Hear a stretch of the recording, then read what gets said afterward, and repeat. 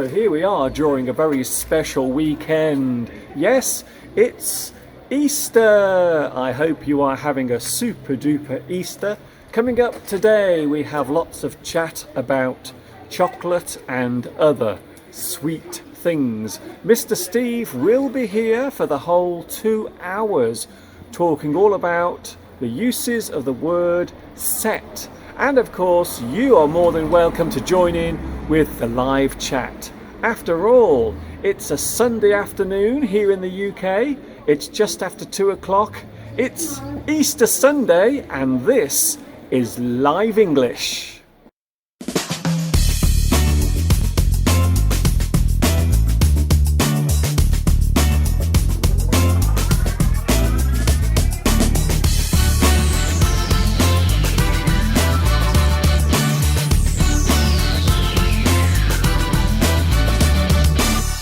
Doopy doopy doo doo doo doo doo doo. Yes, here we go again. It's another Live English show. Oh, hello there. Hi everybody. This is Mr. Duncan in England. How are you today? Are you okay? I hope so. Are you happy? I really hope so. I hope you are very happy today, because we have a lot of special things coming up. It's a special 2 hours of live English. Of course, I am here every Sunday. You can catch me on YouTube every Sunday at 2 p.m. and every Wednesday at 10 p.m.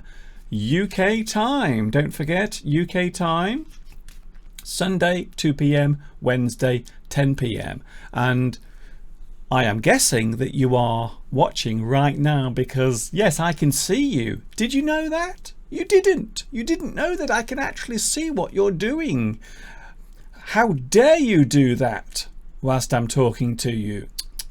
For goodness sake, put some clothes on. So here we go. It's Mr. Duncan. That's me. It's Live English for those who don't know what on earth this is. Don't panic. There is nothing wrong with your computer. I teach English on YouTube, and I have been doing it for over 11 years, and I'm here today live. Yes, it's a live special today. It's an extra special Live English because it's Easter, and it is also a beautiful day. Let's have a look. And April has arrived. Yes, the month of April has arrived. It is the 1st of April today. Of course, it is also April Fool's Day. And here we have the view this morning. Look at that. So there is the view that greeted me as I stepped out of my bed, as I shuffled over to the window and opened the curtains. That is what I saw, the actual view, looking over the hills and the forests into the distance. So there it is this morning, the view from my window, and it is a very nice day today. Dare I say that it feels a little bit like spring today. It actually feels very spring-like. Having said that, it's still quite chilly. In fact, can you believe it? There is a forecast for some snow tomorrow. Although between you and me, I don't think we will get much snow, but apparently we are going to get some snow over the next 24 hours, but I don't think there will be much of it. So there it is, the view this morning.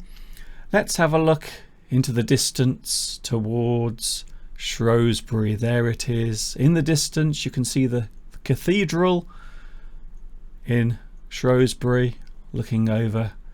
Oh, yes. And as you can see, the view isn't too bad. It's a little bit misty, but it doesn't look too bad. So there it is, a lovely spring-like day.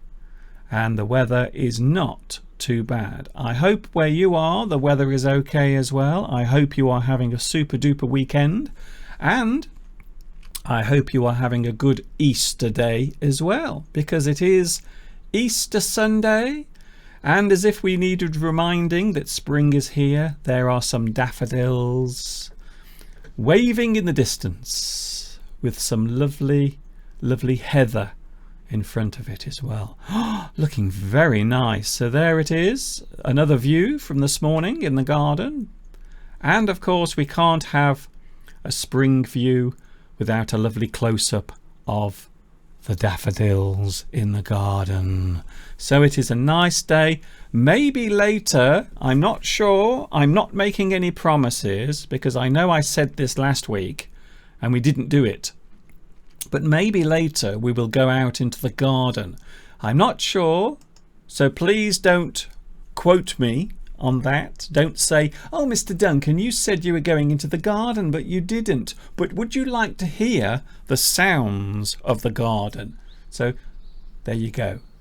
So we're not outside just yet, but there is a chance that we will be going outside. But there it is. Can you hear it? The sound of spring.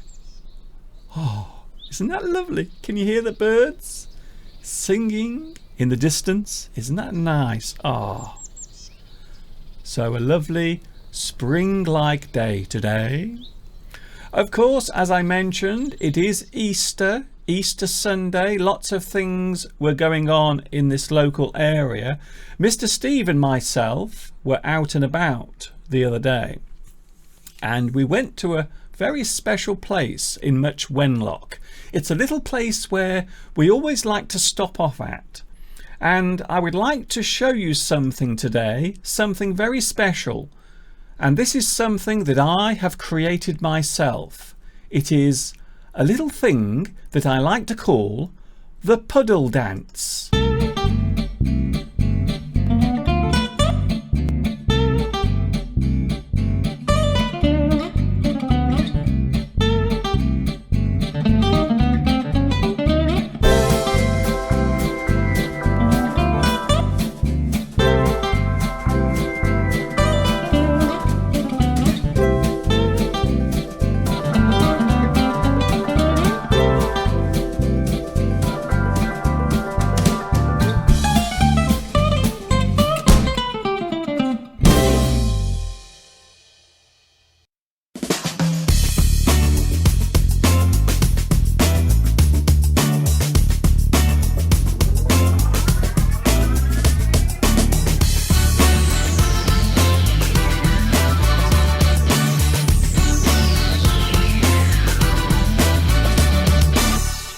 It is a Sunday, but it is no ordinary Sunday because it is Easter Sunday. So a big hello to all those celebrating Easter, and of course a big hi to those who aren't. You don't have to celebrate Easter.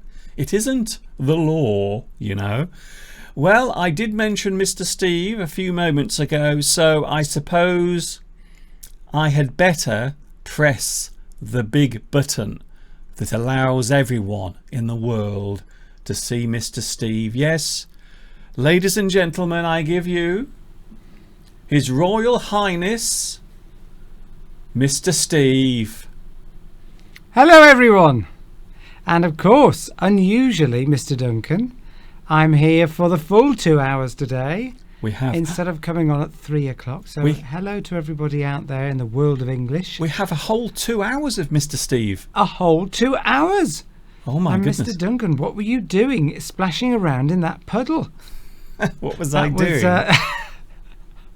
Of course, that's our special puddle, isn't it, Mr. Duncan? That is our very special place, Mr. Steve, and that is a place where we always stop off at. We always stop off at after walking in, because it takes us about 25 minutes to walk in over muddy fields, and our boots are covered in mud, particularly after it's been raining at this time of the year. So we like to wash our boots because, of course, we're going into shops, and we're going into the tea shop, and we don't like to trudge in with our boots covered in mud. No, we don't like to go into someone's business premises No, with muddy boots. Because they don't like it, and of course you might transfer mud onto the carpet, and so we like to wash our boots in puddles, basically, and yes. That's the biggest puddle in Much Wenlock. It is no ordinary puddle. It is no ordinary puddle, because that's the place we always stop off at. Yes. And that's where I was doing my little puddle dance. Did you see that? I think that will I think that's going to catch on. I think the big thing of summer 2018 will be the puddle dance. And if you can't find a puddle, you can always make your own puddle. And then you can have a little dance in it. So I will show you the puddle dance a little bit later on. But of course, that's no ordinary puddle, because that puddle belongs to someone very famous. We have a few famous people living here in Much Wenlock, don't we, Steve? Well, nobody's more famous than you, Mr. Duncan, of course. Of course, I'm the most famous person who lives in Much Wenlock.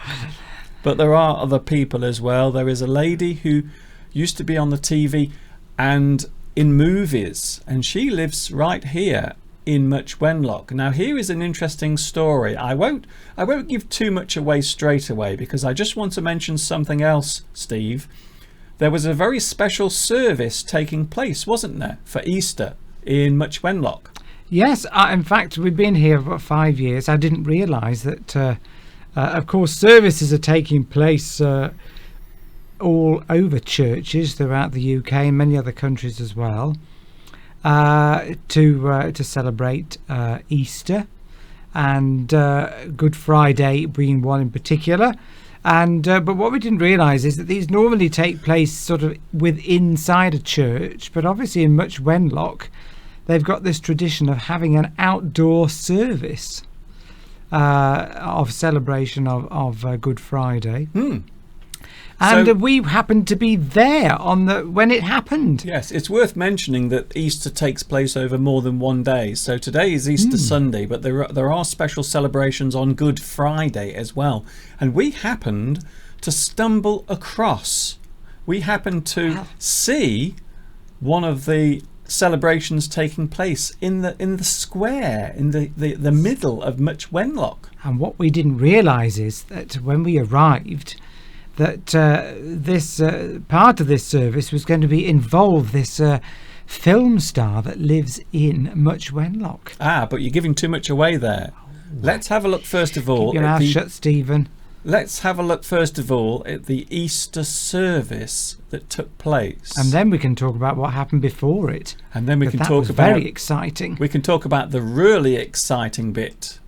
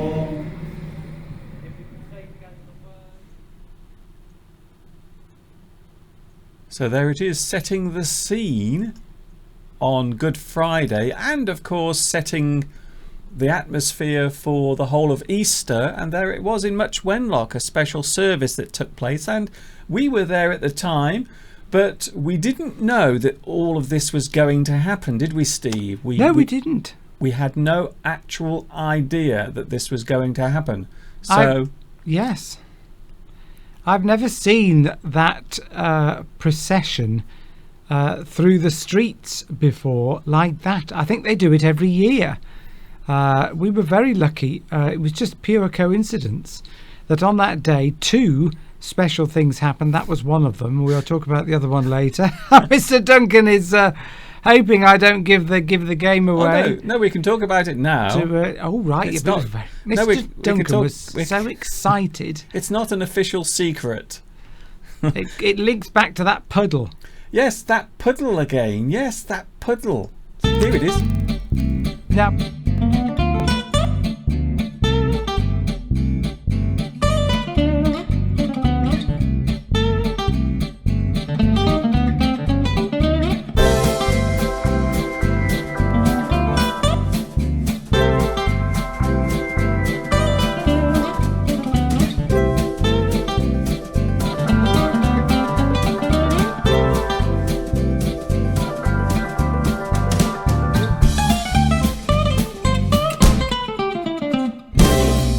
Dibby-dibby-doo. So there it was. So that's the puddle that I was splashing around in the other day. yes. But it's no ordinary puddle because it belongs to a famous celebrity. Well, those, can you notice behind Mr. Duncan there are some very big, ornate, wrought iron gates, Yes, which obviously look like they're leading to somewhere very special.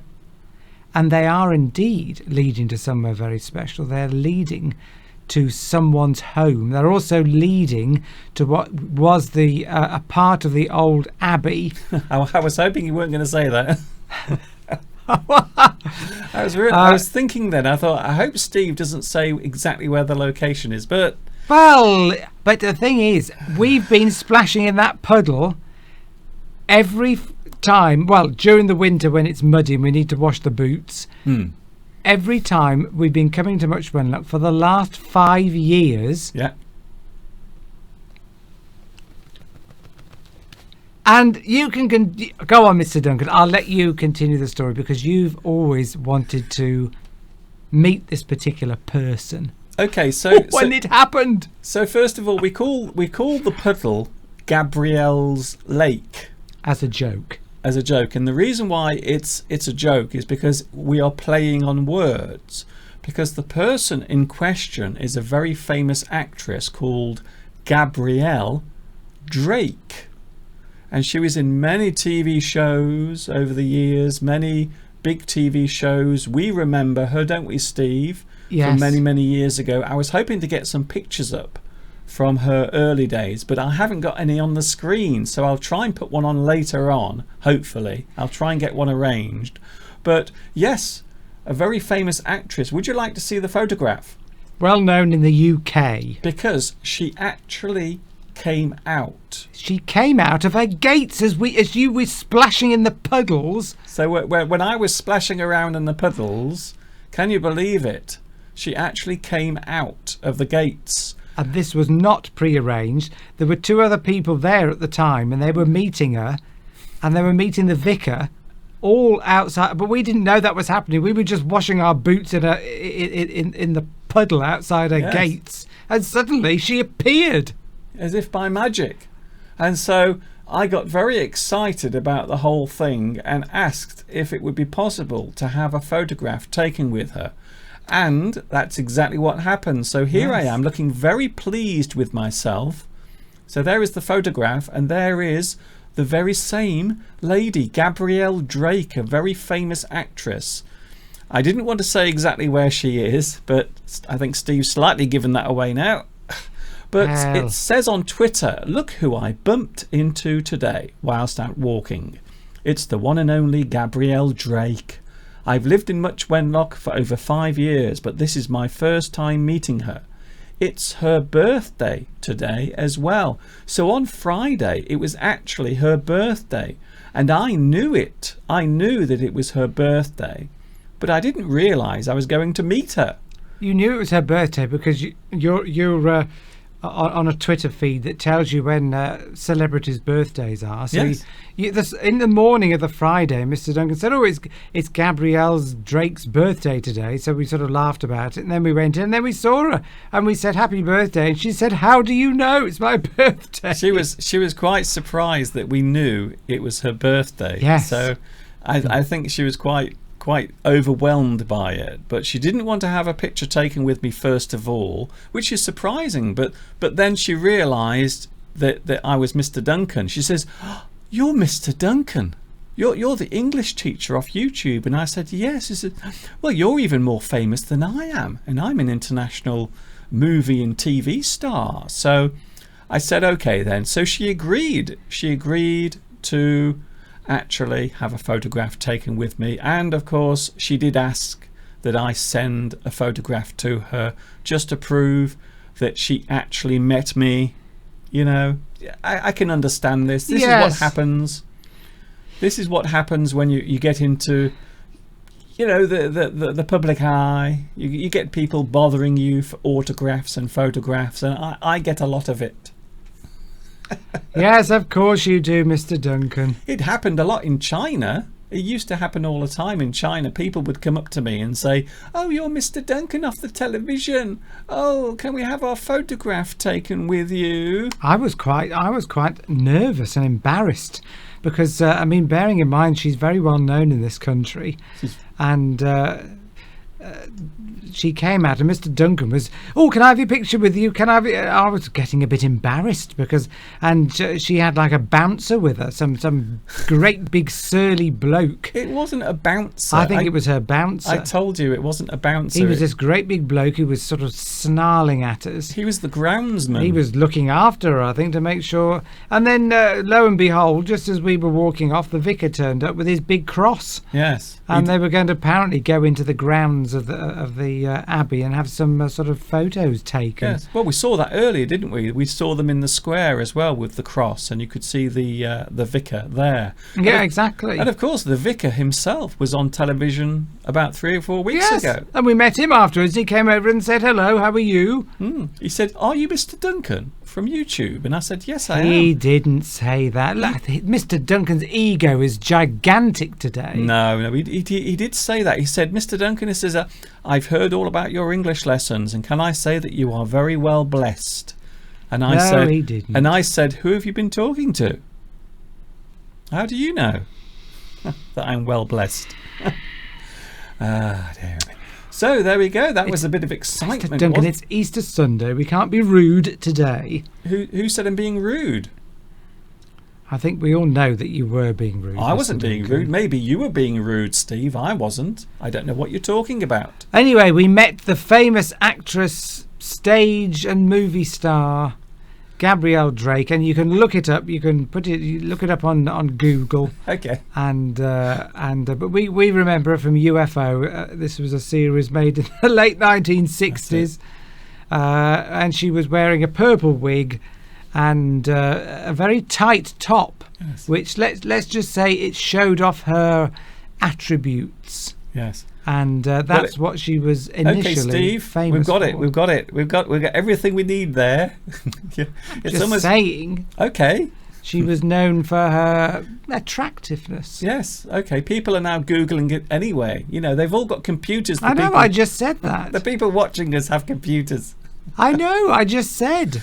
They literally, the moment her name came up on the screen, they were all typing away, typing it in. That's what I think. Perhaps there's a new entry now in Wikipedia that says Gabrielle Drake met Mr. Duncan on Good Friday. I'm going to tell you a funny. 2018. I'm going to tell you a funny story, Steve. On Wikipedia, I actually put myself onto the Much Wenlock page. Here we go. Talking about big ego again. I actually typed onto Wikipedia that YouTube English teacher Mr. Duncan lives in Much Wenlock, because I can edit on Wikipedia.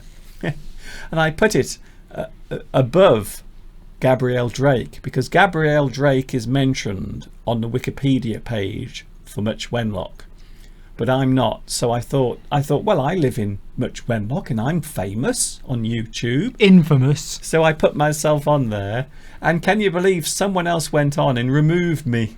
They took me off. It's not very nice. So they actually took me off. They actually deleted me. So I spent ages writing on the actual page for Much Wenlock that YouTube English teacher Mr. Duncan lives in Much Wenlock. He's very famous on YouTube. Well, that was the problem. You put yourself above Gabrielle Drake. Have you just put yourself underneath? I think maybe you just stayed on. I think she's more famous than you, Mr. Duncan. Yes, I think that may have been the sin. I think I think that was a step too far. I put myself above Gabrielle. I think if she'd known who you were when she came out of her gates, she'd have set that bouncer on you. She did know who I was. She didn't. She said, you're the English teacher. He's making that up. Don't believe that. You're the famous English teacher. So yes, so there we go. So she of course, an autograph was asked for. So I didn't mind. I gave her one. I gave her an autograph. Mr. Duncan. I gave her a signed photograph. Egoist. That's a person with a gigantic ego who thinks a lot of themselves. I don't know what you're talking about. I am the most modest person on the planet. It sounds like it. How many modest people put themselves into Wikipedia? But sometimes you'll be surprised how many people write their own Wikipedia entry. Trust me. Actually, you see, if enough people do that, if anyone out there is a Wikipedia editor, maybe you'd like to put Mr. Duncan in there. Yes, because I can't do it, obviously, because it's my own entry. But if someone else wants to edit on the Much Wenlock page that Mr. Duncan from YouTube, the well-known English teacher, lives in Much Wenlock, as well as Gabrielle Drake, who used to be on television and in movies. I think the vicar will be above you. I think it'll be Gabrielle Drake, the local vicar who's been in they've had a TV series about vicars, and the vicar in Much Wenlock has been on, I think, practically every week. Yes. So yes, there's a lot going on in Much Wenlock. Steve, I've just remembered something. What? We've forgotten all about the live chat. Oh, how can we forget about the live chat? Oh my good, I'm very sorry to everyone on the live chat. We almost forgot you. I was so excited by my meeting on Friday with an actual famous person who lives here in Much Wenlock. So that's the reason why. There we go. Tias has already looked up that she was born in 1944, but she still looks great. She does. True film star. Yes. So Tias, yes, you're right. She was born in 1944. She is actually 74 now. She's 74. But looks amazing. I must admit, I was very surprised how great she looks still. And she was very, very beautiful when she was young. I'll try and find some photographs later. I have to be careful because of copyright, of course. We have to be careful of crossing someone's copyrights. Nicole wants you to play an April Fool's joke on me. Oh, well, it's too late now, because you can't play an April Fool's joke after midday, because then it's bad luck, and also you become the fool. For those who don't know what April Fool's Day is, because some people don't, you wouldn't imagine that, would you? No, you are so funny and interesting to listen to. Thank you, Ute, for that. Have we said what we're going to do today? Well, we've got an hour and a half still. I know. Plenty of time. Lots of things coming up today. Lots of things coming up. We are talking about sweet things because, of course, it's Easter. I have a little surprise for Mr. Steve in a few moments as well. A surprise? A surprise for you. For me? Yes. A little surprise for Mr. Steve. Yes. And I'm going to talk about uses of the word set. Yes. The word set. Just in case my pronunciation was not very good, it's S-E-T. Set. Set. I think we understood that. But also remember that set has one of the most uses in the English language. It has many, many uses. In fact, I think it's almost the most definitions that can be connected to one word. You're stealing my thunder. It is. Mr. Duncan.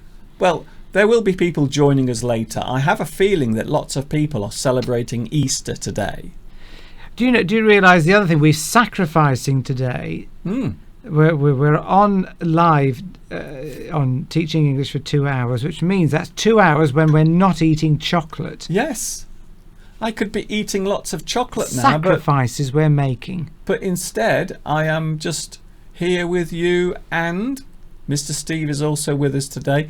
But a lot of people may be wondering what April Fool's Day is. So here we go. Here is a lesson all about that very subject. What is April Fool's Day?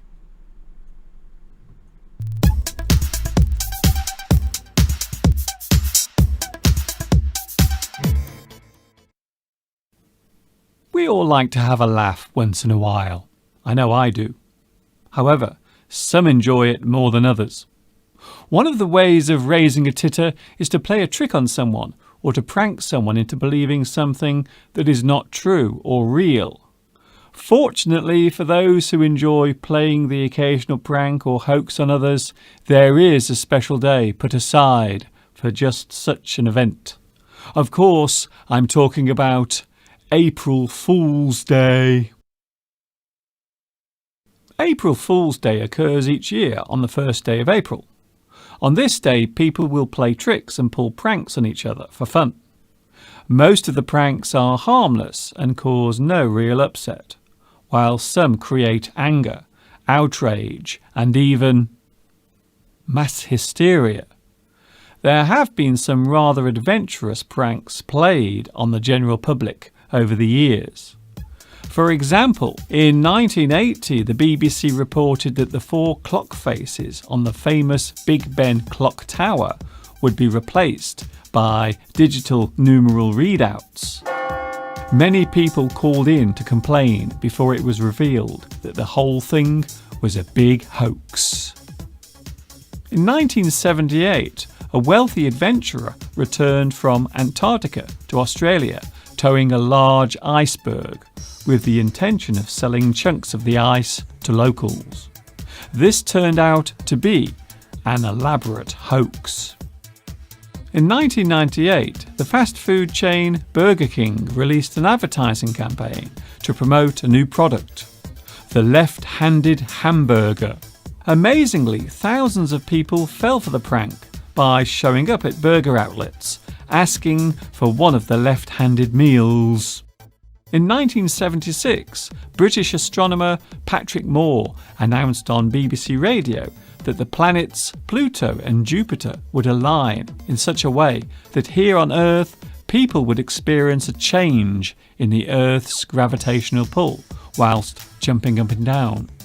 Amazingly, the BBC received calls from listeners purporting to have floated around the room. In 1962, Swedish television viewers were told that if they stretched a pair of ladies' tights over their TV screens, the black and white picture would become colour. Of course, it was all a hoax. TV viewers in Sweden had to wait another 8 years before they could really see broadcasts in colour. So, what are the origins of April Fool's Day? Well, it depends on who you ask. There are many stories surrounding the reasons why we play tricks on April the 1st. Ironically, most of the stories surrounding April Fool's Day are made up. The first written reference of April Fool's Day appears in Geoffrey Chaucer's The Canterbury Tales, published in 1392, where a mix-up with the wording of the dates refers to there being 32 days in March. Another origin, albeit an unlikely one, occurred in France when the Gregorian calendar was adopted in 1564, which meant that from there on, the new year would be celebrated on January the 1st and not at the end of March. Those who continued to celebrate after the change on April the 1st were labelled as fools. Other theories are that the date refers to the Roman festival of Hilaria, or a revolt against Christianity, when an annual day of chaos took place as a protest organised by the worshippers of demigods. In all honesty, it would be fair to say that there is no definitive reason why April Fool's Day really exists. April Fool's Day is also known as All Fool's Day in some places. To many people, the act of playing pranks and hoaxing others for fun seems childish and infantile. However, this has not stopped people from fooling each other with their creative shenanigans. Have you ever played an April Fool's joke on anyone? Have you ever been the victim of an April Fool's hoax? Did you fall for it? In this instance, to fall for something means that you were taken in or fooled by the hoax or prank. You were made to look stupid. You were made a sucker of. You were made to look a fool. Quite the April Fool, if you will. Today's key words: prank, to play a trick or to fool someone with a practical joke. Hoax, a form of joke where someone pretends that something will or has happened. Instance, the occurrence of something or an example of something occurring.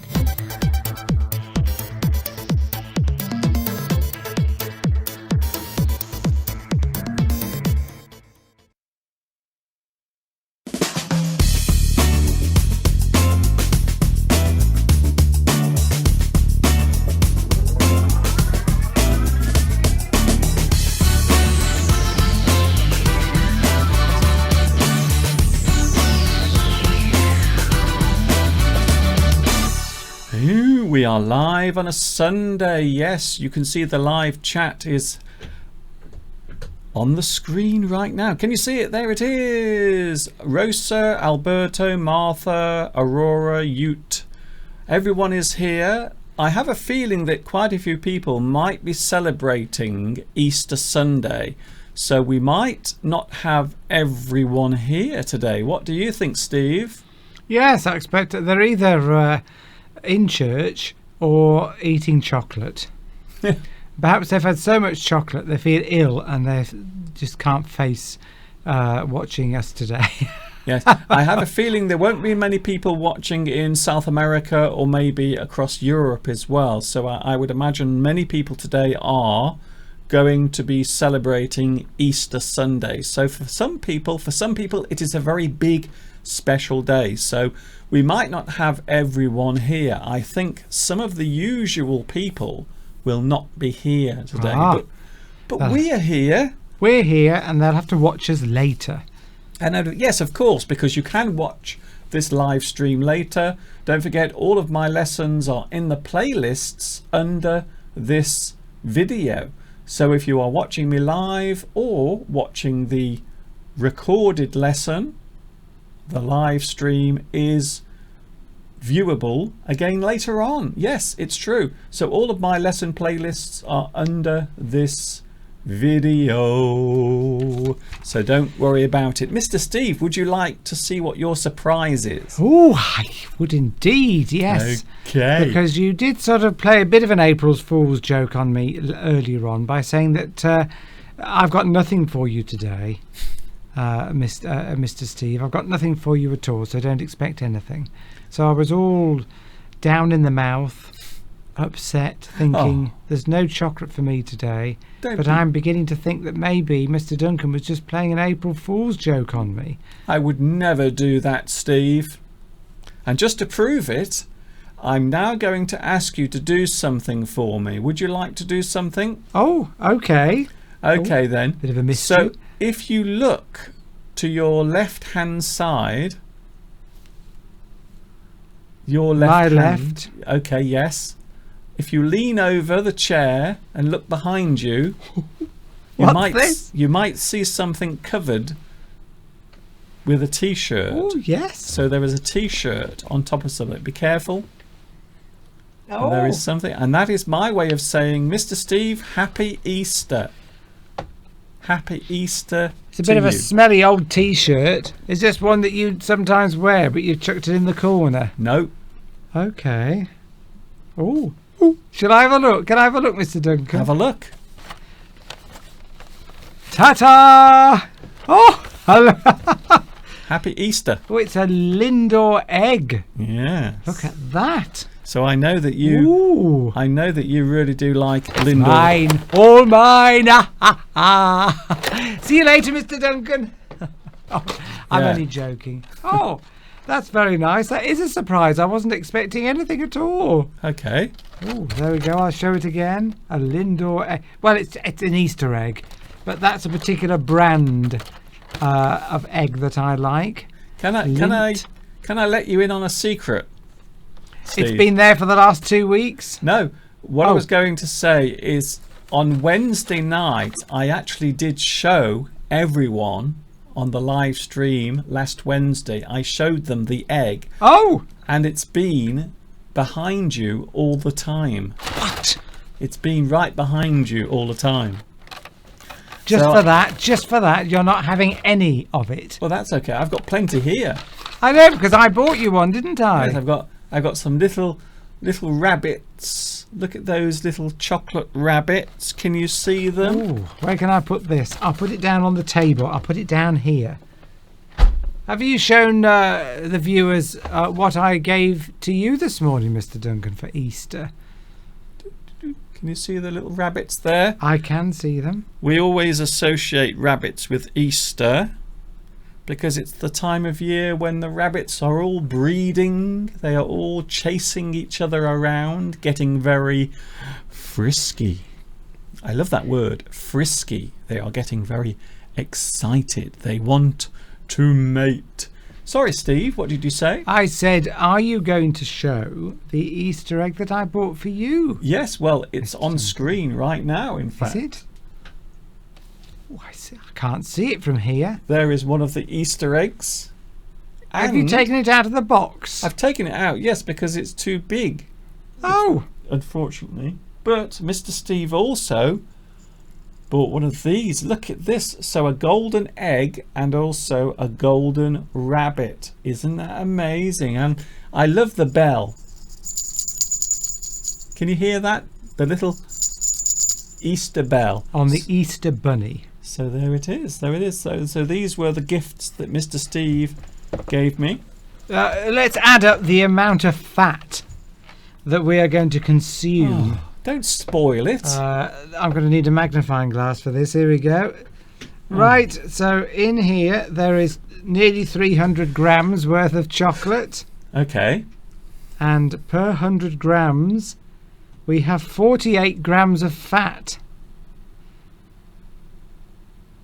About 140 something, about 145 grams of chocolate. 145 grams.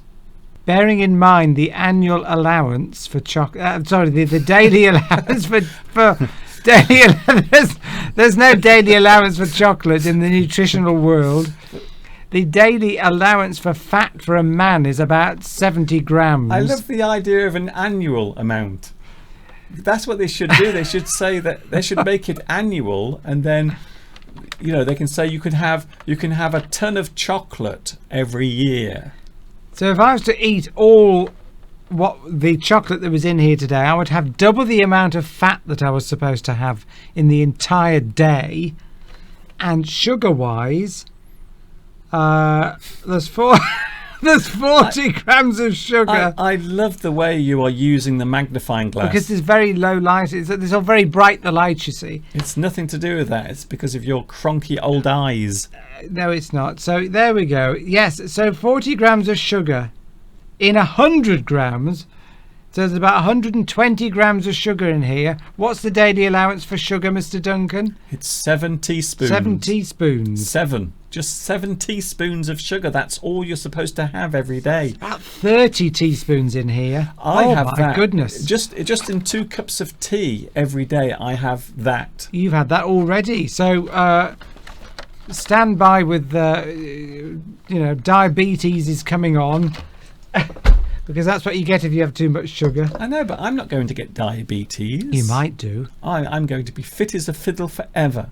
You might need, insulin. That's what diabetics have to inject yourself with insulin. Please, never ever take my chocolate away from me.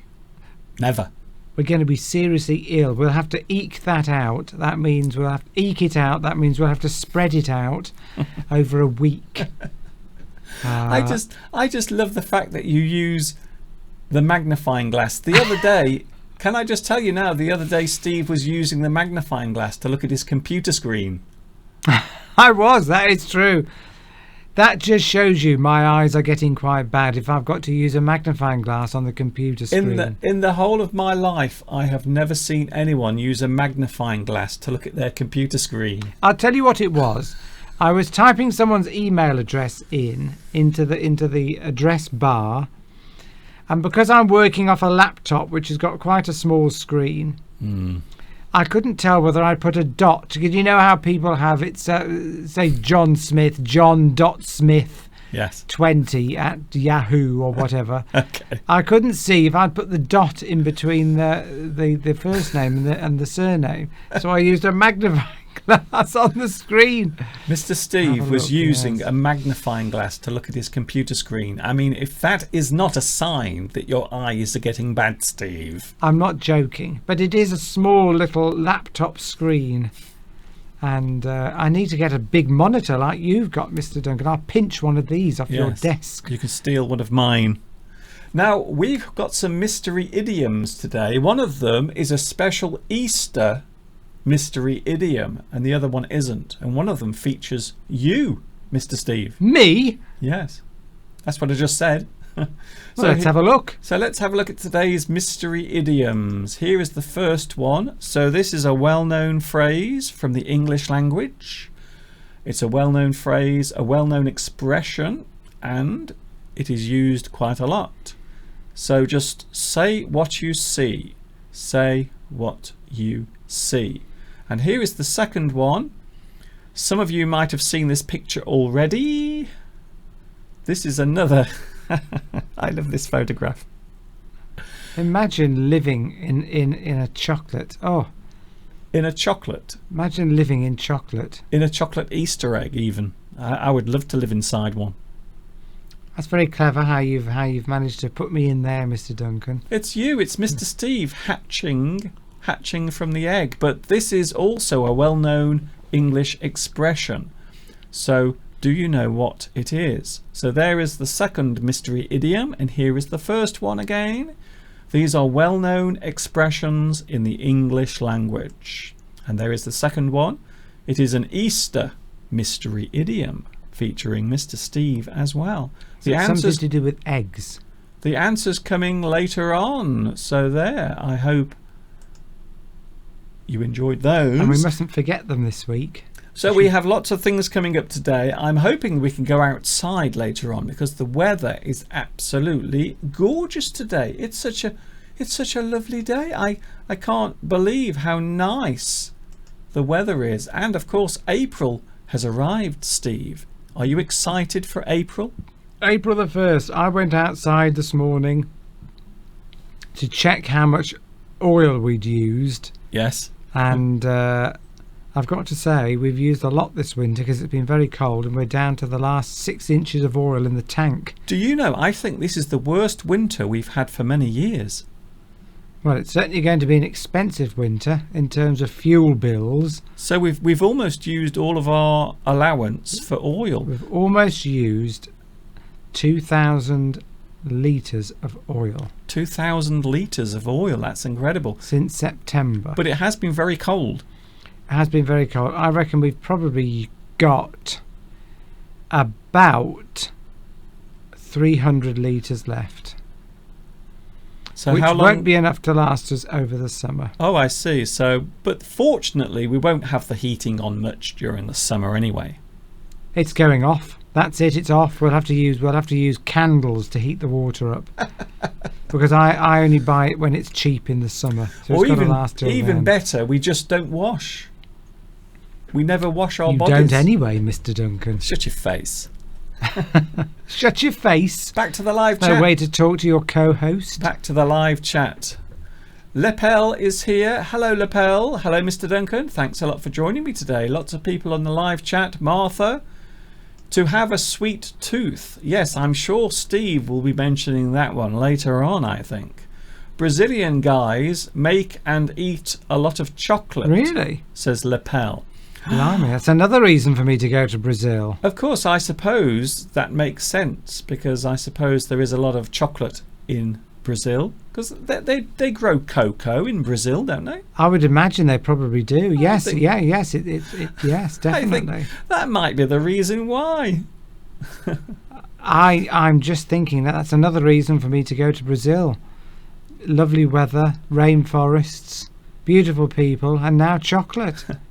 Of course, the most famous chocolate in the world, I think probably we'd say, comes from Belgium.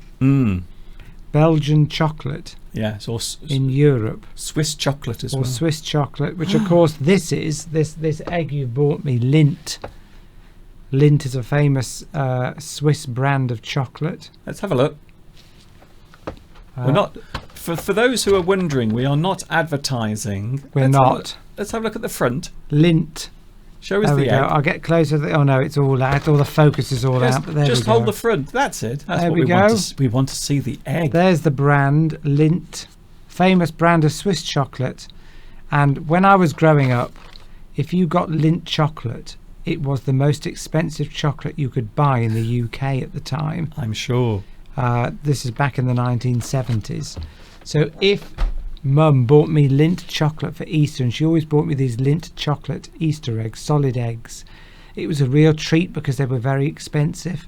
Now, of course, chocolate because we only really knew Cadbury's chocolate, which was made in Birmingham, in Bourneville. It's a very big brand in the UK.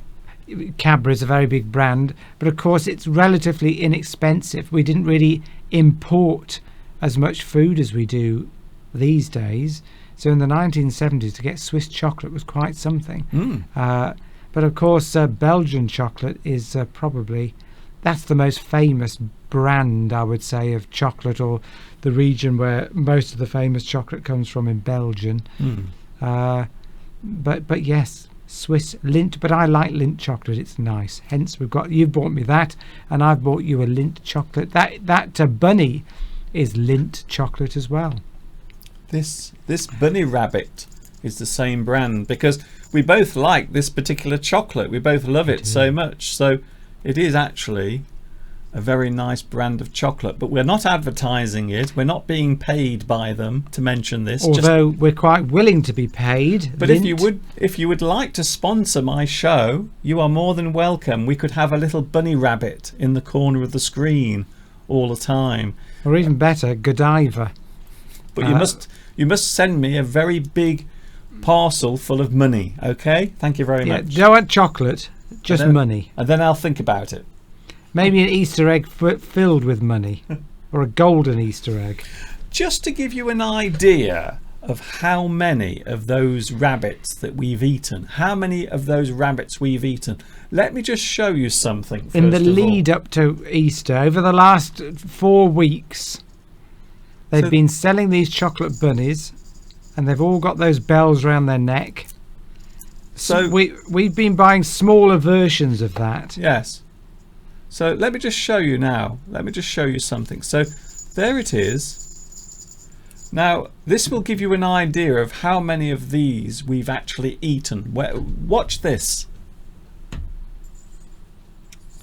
Get ready.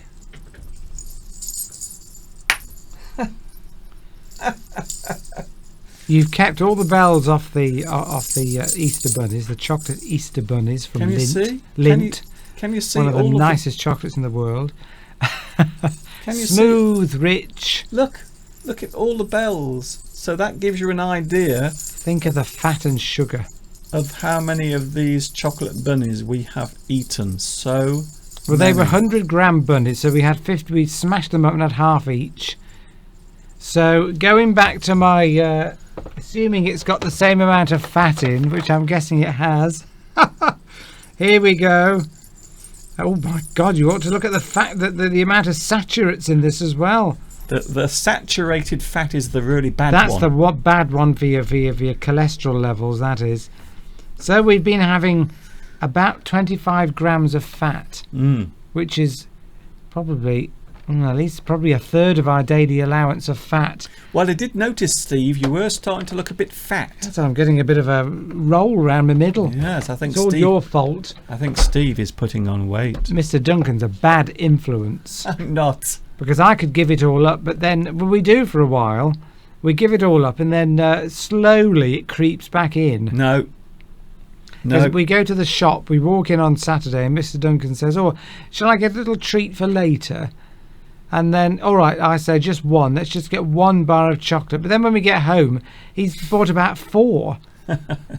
And of course, he's like a drug addict, so he has it. I just want a small piece, but then have this other bit here. Go on, have another bit. Of all the things Like that a drug peddler. of all the things you could have said about me today, Mr. Duncan is like a drug addict. Yes, trying to get me hooked on chocolate, because sugar. I don't think it's the chocolate that's so addictive. I think it's the sugar that's the addictive part. Well, here in the UK, of course, there has been a lot of talk in the news about sugar, or the content of sugar in certain types of food, normally fizzy drinks, and of course chocolate, and of course junk food as well. So they are going to put a tax on certain foods that have lots of sugar in them. So they are going to introduce a sugar tax Yeah. here in the UK to actually try and put people off buying things that have a lot of sugar, and of course to also encourage the manufacturers to put less sugar in their products. But between you and me, if you are addicted to sugar, you will buy it however much it costs. Yes, yeah. It's just another way of the government making money out of tax, because they've done the same with cigarettes. They keep putting the price of putting more tax on cigarettes over many decades. And of course what they say is, oh, this is to discourage people from smoking.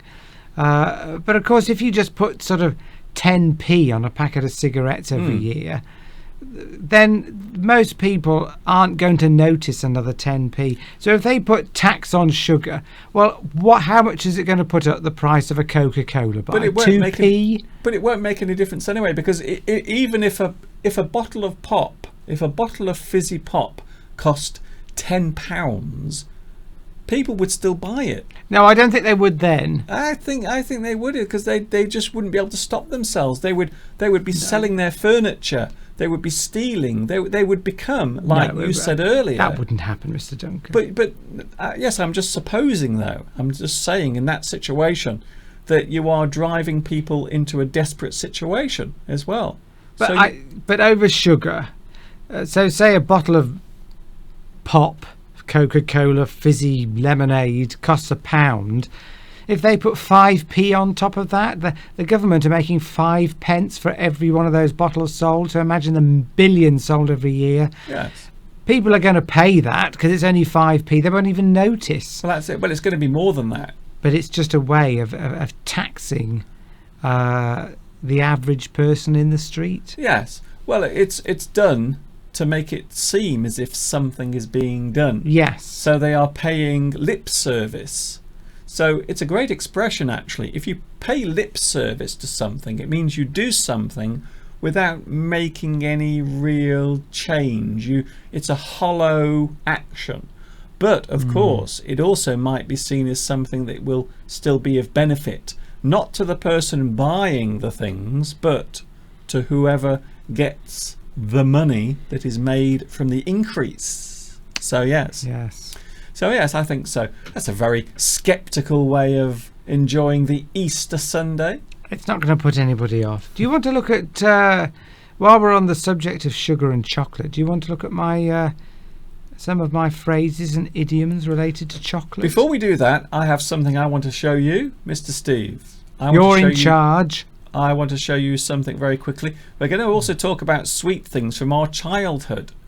Now, does anyone out there have memories of their childhood, or maybe things that they like eating now? So maybe there is something that you used to eat when you were small, or something you enjoyed eating when you were a child. So is there something that you enjoy eating? So on the live chat we will be talking about that if you want to. Olga says, I found myself eating chocolate cake in front of the computer. This sweet discussion has made me hungry. So because of us, Steve, Olga is now eating chocolate cake. It's our fault. Amir has said, I'm sorry that persons like you, why lose hair? I'm also... I'll tell you why, Amir. It's because we're virile. We have got testosterone coursing through our veins. Yes. It destroys the hair in your head, but you're a virile man. And I can see you've got a beard as well. Yes, we're real men. Men who lose their hair are real men. Okay. And men find us irresistible. And women find us irresistible. That's right, Steve. Well done. Obviously, men don't find women irresistible if they lose their hair. It's the complete Yes, opposite. that's it. But if men lose their hair, then women find it attractive. Absolutely. I'm really enjoying the hole that you're digging, by the way. I haven't dug any hole. But you can have bald women. Yes, but you know, you can have bald There women. was- Well, you do get bald women, but they always wear wigs. Yes, but well, not if they're bald. You can't wear a wig and be bald. Well, underneath. What about the girl from Star Trek, the motion picture? Well, that's different because she was sexy. She had. Well, that's it then. It can be very attractive. It can be. It can be. You know. but it You would know. be- You know who I'm jealous of, Steve. Patrick Stewart. I'm jealous of black guys. Oh, okay. Do you know why I'm jealous of black guys? Because they look great when they're bald. They do because because their skin is dark. There isn't this cut off between the pale scalp and the hair at the side. Well, not even that. It's not even that. It's just that if they shave all of their head off and keep it shiny, it still looks amazing. It does. It does actually. Yes. If I do it, I look like an Easter egg. You look like you're on chemotherapy if you shave your hair. Do you remember once Okay. we did that? We actually decided many years ago we go on holiday in the days when we had hair. Barely remember that. We decided to shave it all off. And we went on holiday and we met with some friends of ours and they said, "Oh, are you all right? You sure you're well?" I said, "No, we just shaved our hair off." And they said, "Oh, you look like you're on chemotherapy." Yeah. Because of course, if you've got a severe nasty disease like cancer, you're treated with chemotherapy, then it makes your hair fall out. Happy Easter. So normally, if you see people in the street, particularly women with no hair, then you assume that they're seriously ill and they've had to have chemotherapy. So it's not the look that a woman would usually go for unless she's in space, in which case it looks futuristic. Yeah. Talking of hair. But it doesn't look futuristic. Okay, Steve, we've got it. We've already got another. We're going to get another. The very 50 brave woman that walked down the street Yeah. with all her hair shaved off. That's it. Definitely. You should write a book. Me, I haven't got any choice. So, talking of hair, here is the person we mentioned earlier. Look who it is. It's Gabrielle. Oh, there she is. There she is. There's Gabrielle. I wish my phone would stop switching off. In 1968 or something. No, 1969. There she is. Well, I was only a year off. Well, it's not the right year. There we she go. is. That was in UFO, which was a Go on. a well-known, quite forward-thinking series of its time. I loved it, but there she was. Yes, A forward-thinking show. It was a science fiction program. science fiction program for children. yes. So Well, there it was she for is. adults, really, wasn't it? No, it was for kids. It wasn't for kids. Kids watch UFO. I watched it when I was a kid. I know, because it was on at that time. Yes, it was on when children were watching television. I don't think it was a children's program. It was. It was on. It was on in the early evening or sometimes afternoon. All right. UFO. There she UFO. is. Look it up. Hello, my name is. Oh, It had fabulous theme music. Okay, then we've got it, Steve. I'm just explaining it because people Hello. can look it up. Hello, my name is Gabrielle Drake, and the other day I met Mr. Duncan from YouTube. I was so excited. He's very famous on YouTube. I asked for his autograph. You have to keep moving it around. You're wiggling it around. People can't see it very. Well, moving the phone around like this. She's talking. Don't you whittle when you talk? No. So, let's have the photograph. So there she is. That's the other day. Her hair is purpley there. What? Her hair does look a bit purpley. She's got a headband. She's wearing a beret on her head. A what? A headband. I can't see a headband. Yes. Well, no, but not there. No, but in the moment of time when it was really happening, I saw it on her head. Right. Okay. Oh, okay. So that's it. You see. That's what I'm talking about. Not now in the photograph, but when we were actually with her in real life. I can't see a headband on there. But No, I'm not sure on it's there. Oh, but when we were really with her, I noticed she had a headband on, Oh, right. and it was purple as well. So that's interesting. Same colour as her hair there. Don't you think that's strange, Steve? That looks like it looks like a doesn't look like a real person. It looks like What? It looks like a model or a What? or a waxworks. No, it's Gabrielle Drake. I know it is her. but in the it TV doesn't show look, UFO. I know what it is. Okay. But she had a little headband on the other day, I noticed. Okay. But it was interesting that it was purple. Don't you think that's interesting? Well, obviously she likes the colour purple. Yes, but it was on her head, and that was the colour of the wig she used to wear in the TV show.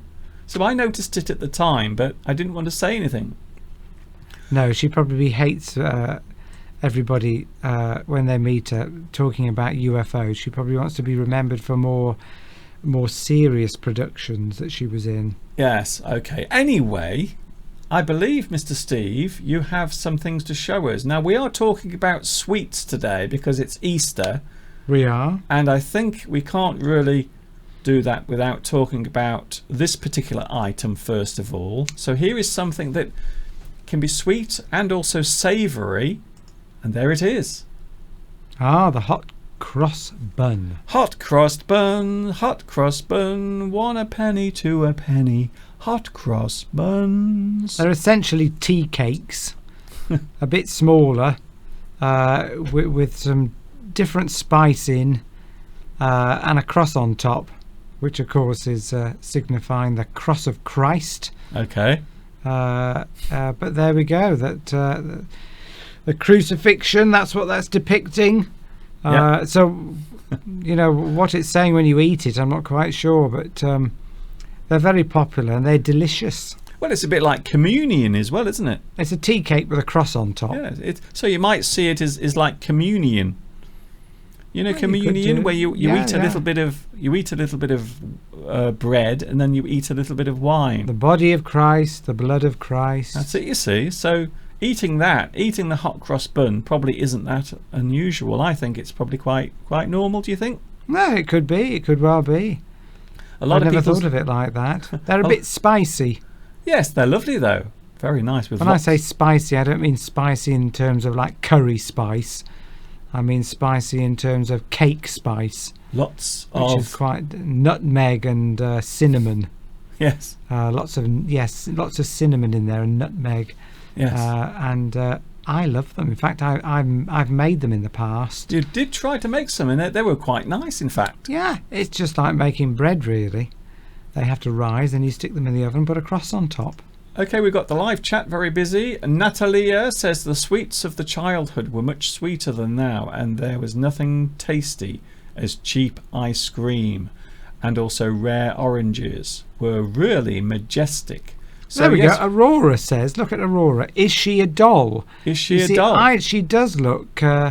She looks like a doll in that picture. She doesn't look real. Grazia says, wow, I watched UFO 2 when I was a child. The most incredible science fiction program ever. Yes, agreed.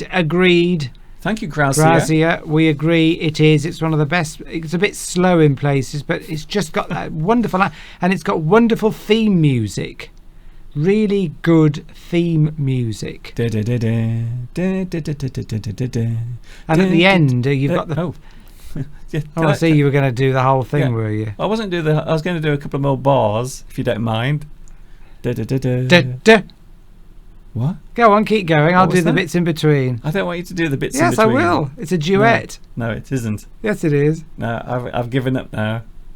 Go on, do it. No, I don't want Mr. to. Duncan, that was going to be funny. You put me off. You put Go me off on, now. do it. Go No, on. you've thrown me. I've lost my vibe. My twinkle's gone. I was going to do the bits in between. I was going to do the bits in between. Watch it. Look up the theme tune. You'll get all excited. You'll want to watch it. There are actually episodes on YouTube. Yeah. So there are some episodes of UFO on YouTube, and if you look for UFO Gabrielle Drake, you will see her in it. And there she was Watch the other it. day. The other day, we bumped into her because she lives right here in Much Wenlock. I was What- expecting to see a UFO coming over and crashing into her house Oh, or something like that. That's what I wanted to hear. That. Didn't it? The UFOs made that strange sound. it was more sort of.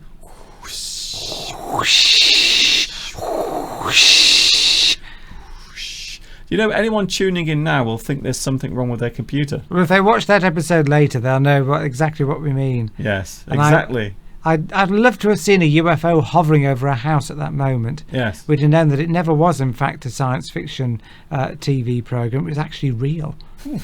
Okay. Is it hot in here? So, childhood sweets, things we used to eat when we were kids. And here's something that I used to eat when I was a child. Do you remember the fudge? I do, yes. I never liked fudge. I didn't like it. It was my least favourite sweet. A finger of fudge. And there was a little song that always went with it. A finger of fudge is just enough to give yourself a treat. A finger of fudge is just enough until it's time to eat. It's full of Cadbury goodness and very small and neat. A finger of fudge is just enough to give yourself a treat. Very nice, Mr. Duncan. Did you like that song? In fact, of course, if you ate that before you had your main meal, your mother would be very angry because you wouldn't eat your main meal because it would fill you up. I like a finger of fudge.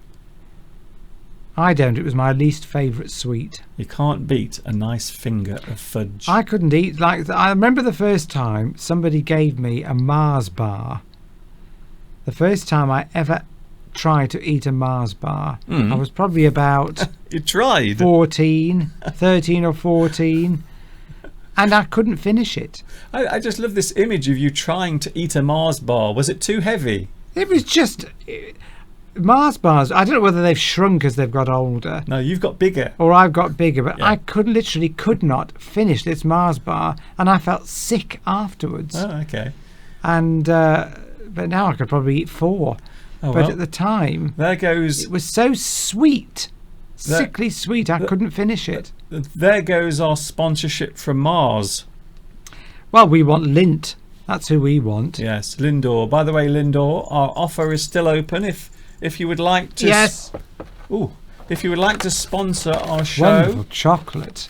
you There can we go. sponsor. You can sponsor the show. You can say, Mr. Duncan's full English and live English is brought to you by Lindor. So just send me Lindt. lots and lots of money if you're watching in Switzerland. Very nice. All those lovely Swiss bank accounts. It's a Sunday afternoon. Can you believe it? And it is Easter Sunday. Easter Sunday. That is the reason why we are surrounded by chocolate. I have my chocolate. It's April. April has arrived. Yes. And look, this is what Mr. Steve bought for me today. A lovely golden egg and also a golden bunny as well. The egg was in a nice box, which Mr. Duncan has obviously thrown away. I haven't. But it would have looked nice presented in there, but never mind. It looks quite nice on there. It was surrounded by your pretty lights. For those who are wondering, there is the box. There it is. So there is the box that it came in. And People also would think we were being sponsored by Lindt, because that's a Lindt one as well. I'm saying Lindt many times. Yes. Lindt. Although it probably won't be spelt right on the subtitles, it's better to say Lindor, actually, because I think more people know it as Lindor in this country. Yes, interestingly enough, Lindt is spelled Lindt. Yes. Obviously the D is silent. The D is silent, like in Duncan. Unken. My name is Unken. That's Mr. Unken. I've gone off the Lindor eggs because they don't last very long, because they're full of soft. They've got a soft gooey centre, and I've gone off it. It's too sweet. Okay. Well, it's obviously it's cheaper to produce them that way rather than make them out of solid chocolate. Yes. I think so. But yes, I'm looking forward to sitting on the sofa later. I thought you were going to say the toilet. No. I'll probably have to go to the toilet afterwards. Well, I mean, chocolate, of course, is good for you in small amounts because it comes from the chocolate bean and contains a lot of nutrients, a lot of minerals and vitamins and all sorts of other sort of interesting factors. Which particular factors are you talking There about? are antioxidants is the word I was looking for. Okay. So chocolate, but they say dark chocolate is better for you because that's more concentrated bean and contains more of the beneficial components that the chocolate bean has. Ingredients. Yes, the factors. The factors. The factors. Flavonoids. The I think factors is another one. and the components in the chocolate. Antioxidants. For a moment there, I thought you were going to suggest that chocolate grows on trees. Good for depression. Well, chocolate, you see, I'll keep saying here, I've got lots of little phrases here. Yes, let's have a look. Get some of your lovely expressions. Here's the first one. Wait there. Let me just give me a chance. You're always in such a hurry. It's too late now because everyone's seen it. No, that's it. Don't worry, nobody's seen it. The mystery idioms, very quickly. Here they are, today's mystery idioms. I've been asked to show the mystery idioms. There is the first one, a well-known expression in English, and there is the second one, and there is Mr. Steve. Ah, isn't that lovely? I've eaten my way out of the egg. Yes. Well, if only Easter eggs were that big. Imagine that. Oh my goodness. Very nice. So the answers to the mystery idioms coming later on. So you have some phrases, some expressions to do with sweet things. Well, and I also would just... and I'm still talking. if I'm talking, we need to rehearse this before we come on. There's no need for rehearsals. It's just that when I'm explaining, you just wait for the full stop. You might need your magnifying glass to be able to see where the full stop is. That's better. I like that. I like that look. Just stay like that. What was I saying now? God. I'm not saying anything.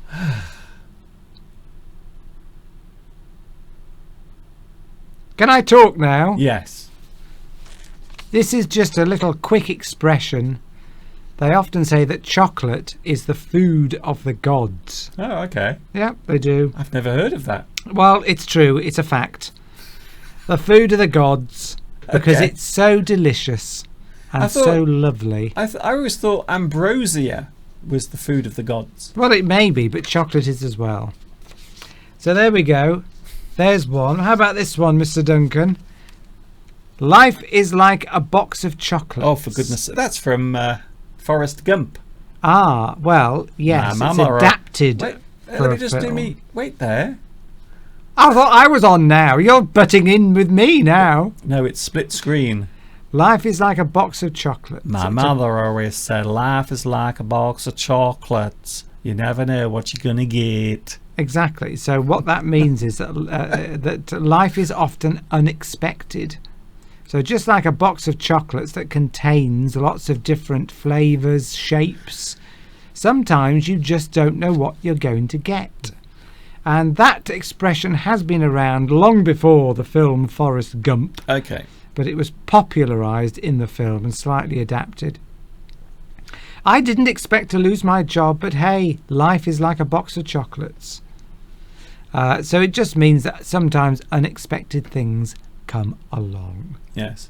Just like a box of chocolates. I always say that life is like a box of chocolates. It's full of nuts. Well, there's one sitting over there. No It's just like this show. You never know what's going to come up next. one knows. There's Mr. Duncan's live English show. It's like a box of chocolates. You There's never know what's going to Gabrielle. come up next. Gabrielle Drake. I saw her the other day. I met her in Much Wenlock because she lives here, and she asked for my autograph. She says she's heard of me. She does look like a doll. She Somebody says, mentioned hello, earlier. Mr. Duncan. I've heard of you. Are you I think on she's YouTube? an alien. Are you on YouTube? I said, yes, I am. I'm an English teacher. Here's another expression: death by chocolate. Oh dear. Death by chocolate. It's a sort of a sort of flippant phrase. I have a feeling that might be our fate. Exactly, because obviously chocolate is very nice, but consumed in large quantities, you could imagine it would be very bad for you because it's high in fat and sugar. So this expression, death by chocolate, often refers to if somebody gives you a big chocolate cake, like a triple chocolate layered cake, so the chocolate on top, the sponge is made of chocolate, the filling is made of chocolate, there's chocolate on top, and you were to eat 2 or 3 slices of that, you would say that that's death by chocolate. And in fact, I think there was a brand of confectionery, a brand of chocolate cake that you could buy that was called literally death by chocolate. So sometimes people use that expression. Here's another one. Chocolate box. Chocolate box. Well, a chocolate box is a box of chocolates, but if you describe something that seems to be unreal, too perfect, and very attractive, you can say that it's got a chocolate box look about it. Maybe it looks a bit like a fairy tale. So sometimes you go into a village, and you see this on television, a beautiful picturesque village, and all the houses look perfect and they look like something out of a fairy tale. You say that this lovely village is full of chocolate box houses. So it just means something that's a bit unreal, too perfect. Oh, that's beautiful. Oh, that just looks like a chocolate box village. Do you see what I'm saying there, Mr. Duncan? I do see what you are saying. Especially when you disappear off the screen, I think you've disappeared out of the room. It's quite strange. Oh, I see. I'm still here. Yes. Something that seems unreal. This live stream feels a bit unreal today, to be honest. There we go then. We were looking at chocolate thing. Here's something that I used to eat a lot of, by the way, Steve. When I was a kid. And here we go. Did you ever eat Gobstoppers? I did. Gobstoppers. Do you have any now? No. Oh, Do you wish me to? That's a shame. But yes, I used to eat Gobstoppers, and some of them were so big you could just about get them into your mouth. They were massive. Some of the Gobstoppers were huge, and of course the word gob means mouth. Yes. It is a slang word for mouth. A slang word for mouth. Gob. Yeah, I can't believe you could buy these. They were giant. You could just about get them in your mouth. And they were made of very, very rock hard sugar, and they would take ages to dissolve, and you couldn't speak. And I'm surprised. I wonder if you can still buy them, because I would imagine you could probably choke on them. I would imagine we've banned them now. I wouldn't be surprised banned. if Gobstoppers have now been banned. Sweets, of course, I don't know so much now, but certainly when we were growing up, were full of all kinds of artificial flavourings and colourants, which have been proven to cause all sorts of problems for children. Yes. Sort of behavioural problems. Tartrazine was one of the ones that was talked about a lot at the time. But all those horrible red, orangey, yellowy dyes. There was one in particular, Tartrazine, which was sunset yellow. Sunset yellow, yeah. And they're all industrial dyes. They're basically effectively. chemicals. Artificial colourants, which are very bad for you. Anyway, back to something nice. E-numbers. Sweeties. Do you remember fruit salad tubes? I do. Do you remember the chews? Yes, and they only cost 1 penny, 1 penny each. And of course there was the other blackjacks. Do you remember blackjacks? I do indeed. Yes. They had they were actually licorice chews. Actually, no, they were aniseed. I beg your pardon, I'm wrong. They were actually aniseed flavour. They make your teeth go black and your Yes. tongue. I used to like putting them over my teeth, and then it looked as if I had no teeth. Yes. But of course, they are still available, but they've taken the character off the front. Can you see? I'm not surprised. I'm not surprised. So a lot of people now find that particular thing offensive, but you can still get blackjacks. It's just that the chap, the guy on the front, has now gone. I'm not He's surprised. disappeared. I hope we don't offend anyone. Yes. So there. We mentioned ice cream earlier, or at least one of my live chatters mentioned ice cream, and there it is. Look. Ooh. Now this is one of my favourite treats. A nice ice cream in a cone, a little cone, a wafer cone, but also they put a lovely flake inside. Do you know what these are called, Steve? They're called 99s. 99. 99s, and I don't know why they're called 99s at all. You would always ask the ice cream man. You would say, "Hello, can I have a 99?" It means you get you get the chocolate in the top, but of course the disappointing thing about 99s is that they don't.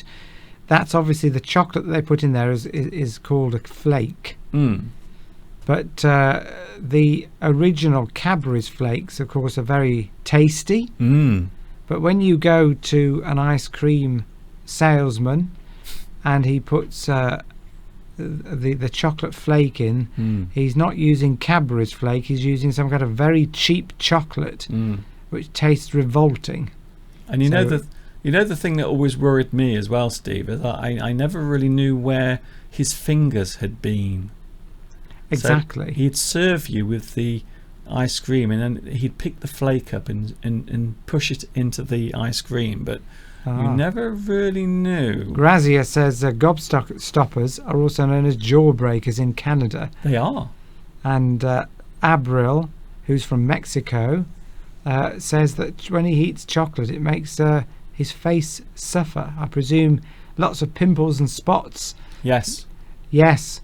Now that's a bit of an old wives' tale. Apparently, we were talking about old wives' tales last week, and apparently, it's not really supposed to be true. But I always think it is. If you eat lots of fatty food, it makes your skin go very spotty. But so I think probably people are reacting to it. And maybe when you're young as well. Yes. I think if you're young, because you can get spots anyway. So maybe some people think that the spots are appearing because of the chocolate, but maybe it's just because they are maybe adolescent. Yes, and maybe you're craving chocolate at a particular time of the month when your hormones are high, when you're an adolescent, and so the spots are going to come at the same time anyway. Could be coincidence. I wonder if anyone's ever thought of that before. I'm so clever. What was it? What was your idea? My idea was that because often with chocolate you crave chocolate. At some pregnant women often crave chocolate, don't they? If you crave it, maybe you're craving it because at certain times of the month, hormones in your body, particularly when you're going through adolescence, are coursing through your veins, all sorts of hormones, and maybe they're causing cravings at certain times of the month. So I crave chocolate because your hormones are all over the place. So you eat lots of chocolate and you get spots, but you would have got spots anyway because your hormones were up. Maybe. Just my idea. I wish I hadn't asked now. But yes, I think people do sometimes say that you are what you eat. So if you eat lots of rubbish, they think that your body will be unhealthy. I'm not sure how true that is. I think it depends on the person. So some people can eat lots of rubbish and never get ill or never put weight on, whilst other people just eat a little bit of something and become sick, or maybe their skin becomes very, very blemished. It all disappears. I mean, I used to get lots of bad spots. I used to get them up here, and I've sort of got scars there from when I was a teenager. Oh, I see. But they go away eventually. In fact, when they do go away, you're quite disappointed because it means you're no longer... I was getting spots well into my 30s and 40s. So I never really grew up. We must stop speaking about chocolate. No, we're not going to start talking about chocolate. Here we go. Chocolate. Eat chocolate. Enjoy the chocolate. Eat Lindt chocolate. The best chocolate in the world. Smooth, Enjoy. gorgeous, luxurious chocolate. Enjoy the chocolate. Let's expect a check in the post next week. Enjoy the chocolate. Why don't you send all your PayPal details to Lindt and Yes. they can pay you directly. If anyone from Lindor is watching, could you please send us some money to my PayPal account? It's okay because we've given you a very good promotion today. We have. For nothing. It's cost nothing. Do they know your PayPal account? Have you got it advertised? I don't know where it is. It's not around here.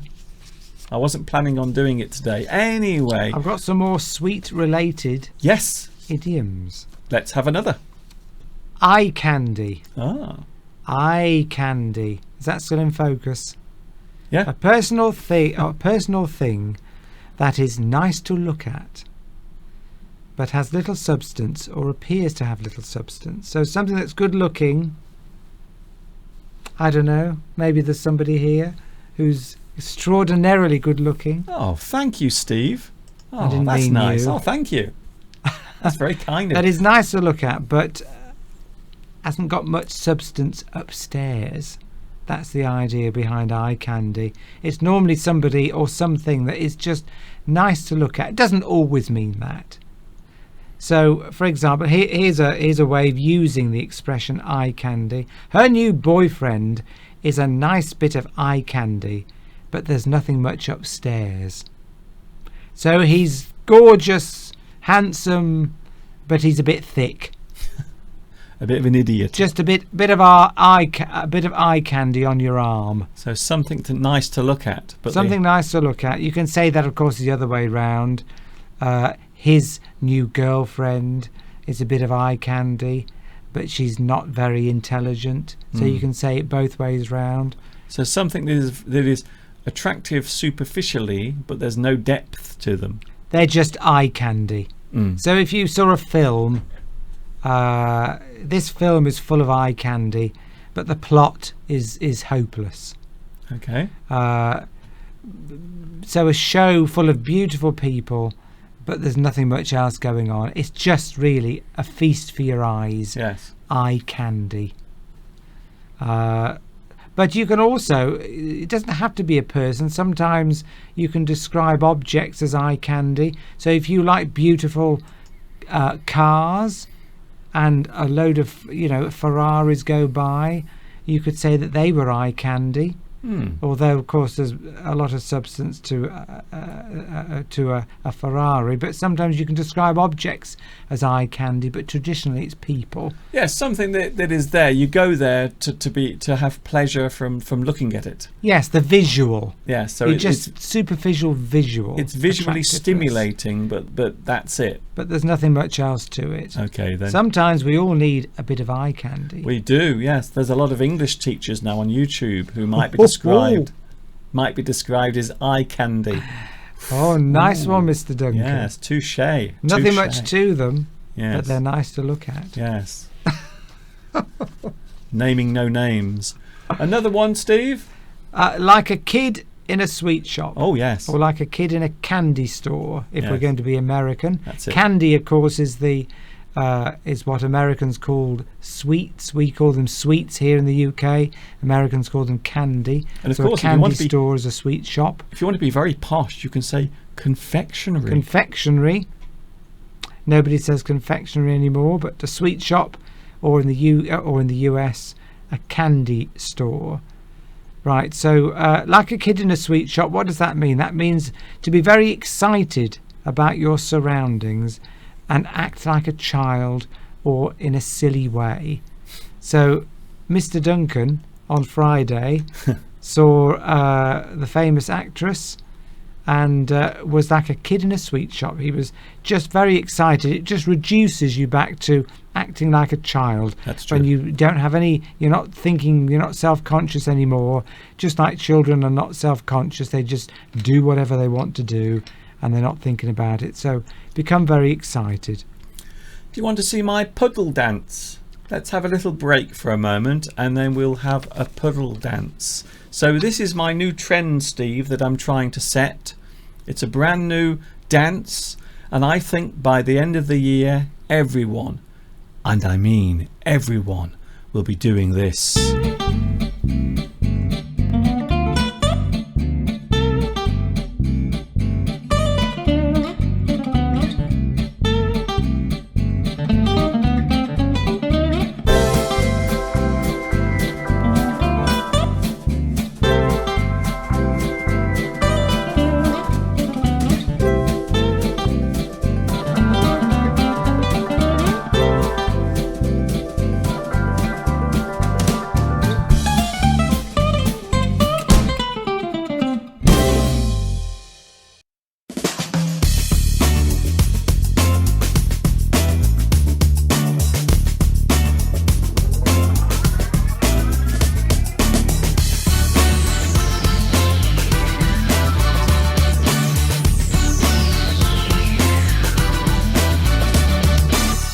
Doobie-doo-boo, it's a Sunday afternoon, it's the 1st of April. But here in the UK, you cannot play an April Fool's prank now because it's after midday. So you can only play an April Fool's joke in the morning, but you can't do it after midday, or else the person playing the prank becomes the fool. Yeah,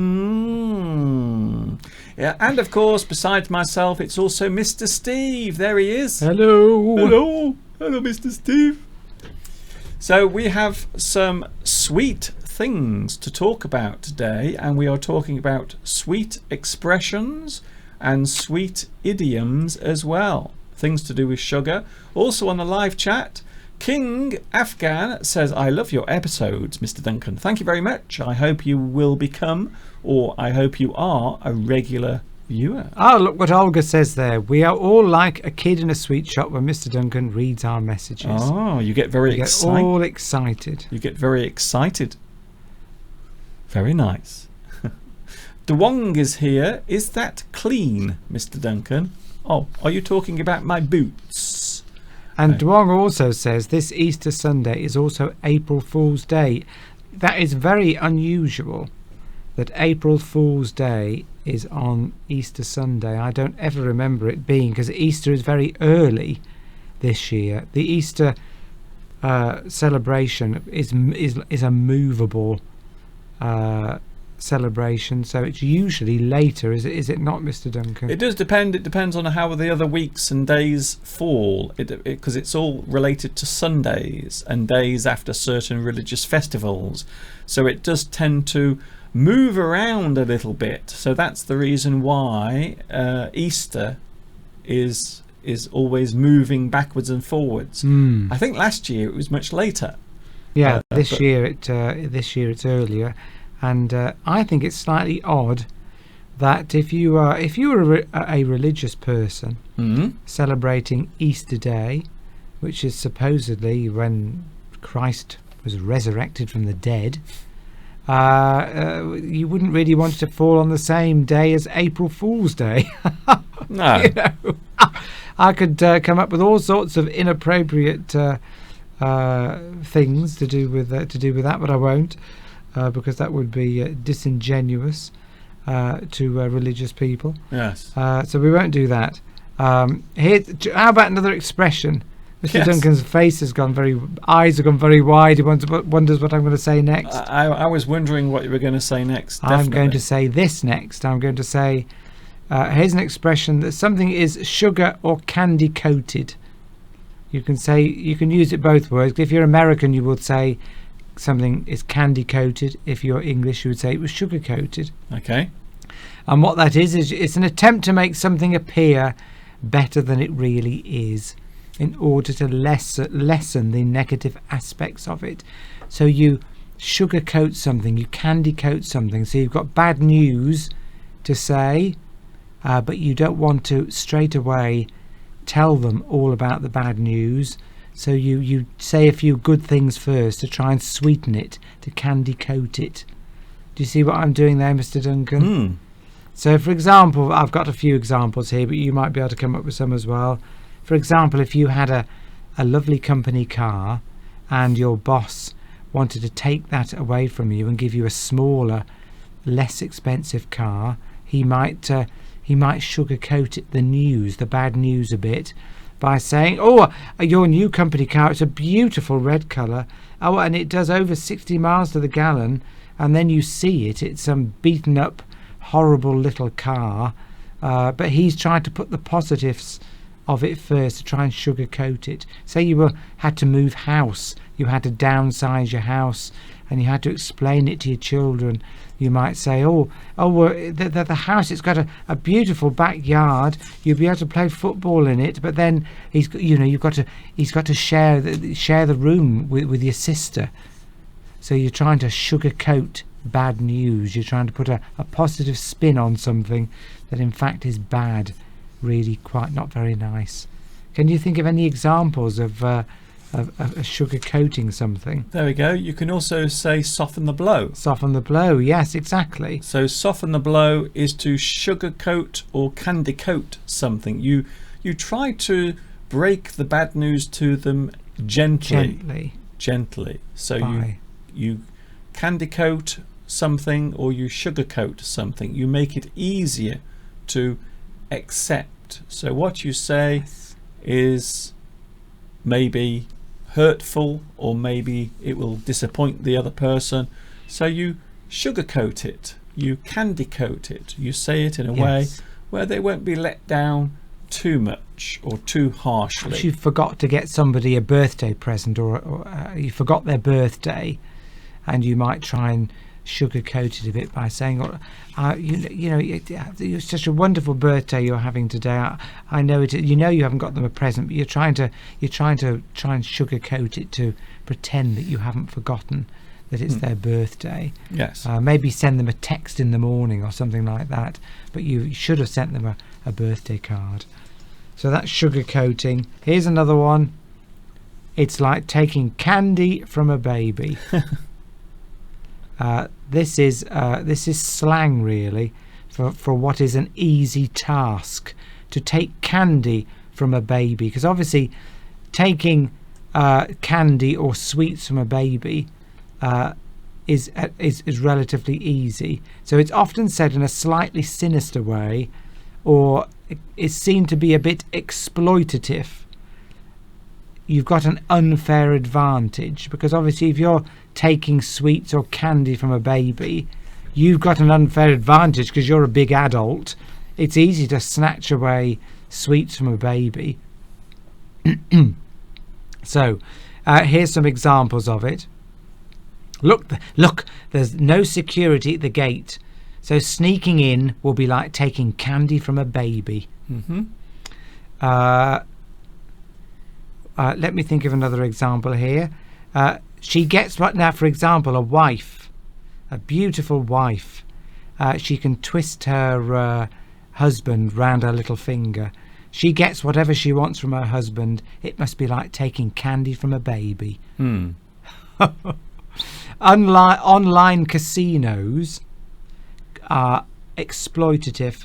It's like taking candy from a baby. Yes. So you're saying that the actual casinos, the people who own the gambling joints or own the websites, they are taking money from people very easily. It's very easy to gain something, to get something easily. It's just like, it's so easy. It's like taking candy from a baby. Exactly. So the people going onto online gambling sites are people who have got a bit of a problem with gambling, and so having those sites, the companies, it's just easy money for them. It's like taking candy from a baby. Something easy to achieve, something simple to get. Exploitative. You've got an unfair advantage over the situation.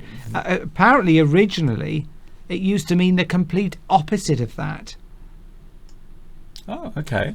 the phrase has actually changed over the years. It used to mean the complete opposite of that. It was nothing about taking candy from a baby. It was something else completely different, and the expression used to mean the complete opposite. It used to mean that the complete opposite of that. So it's hard to get.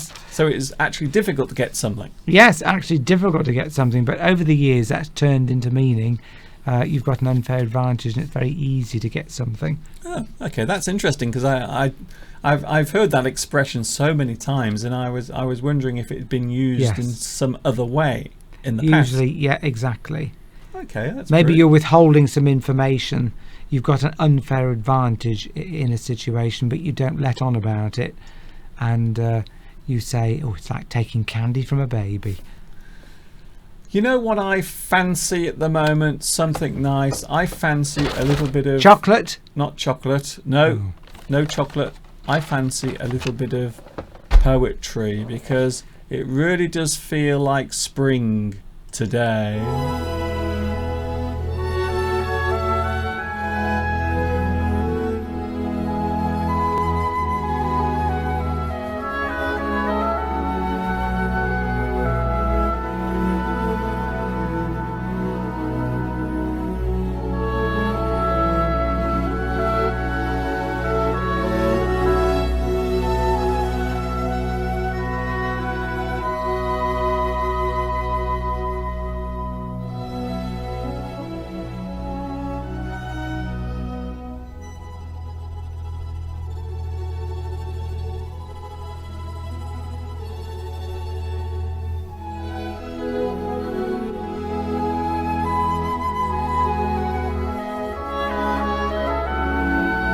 What is it about the season of spring that makes me want to dance and sing?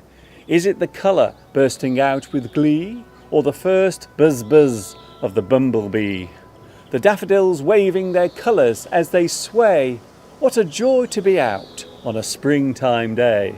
The nights become shorter and the days grow long. The birds begin calling their mating song. Spring is to me a time to give birth, a time to replenish the air and the earth. So take in a deep breath, and I'm sure you'll agree that spring is a glorious season to see.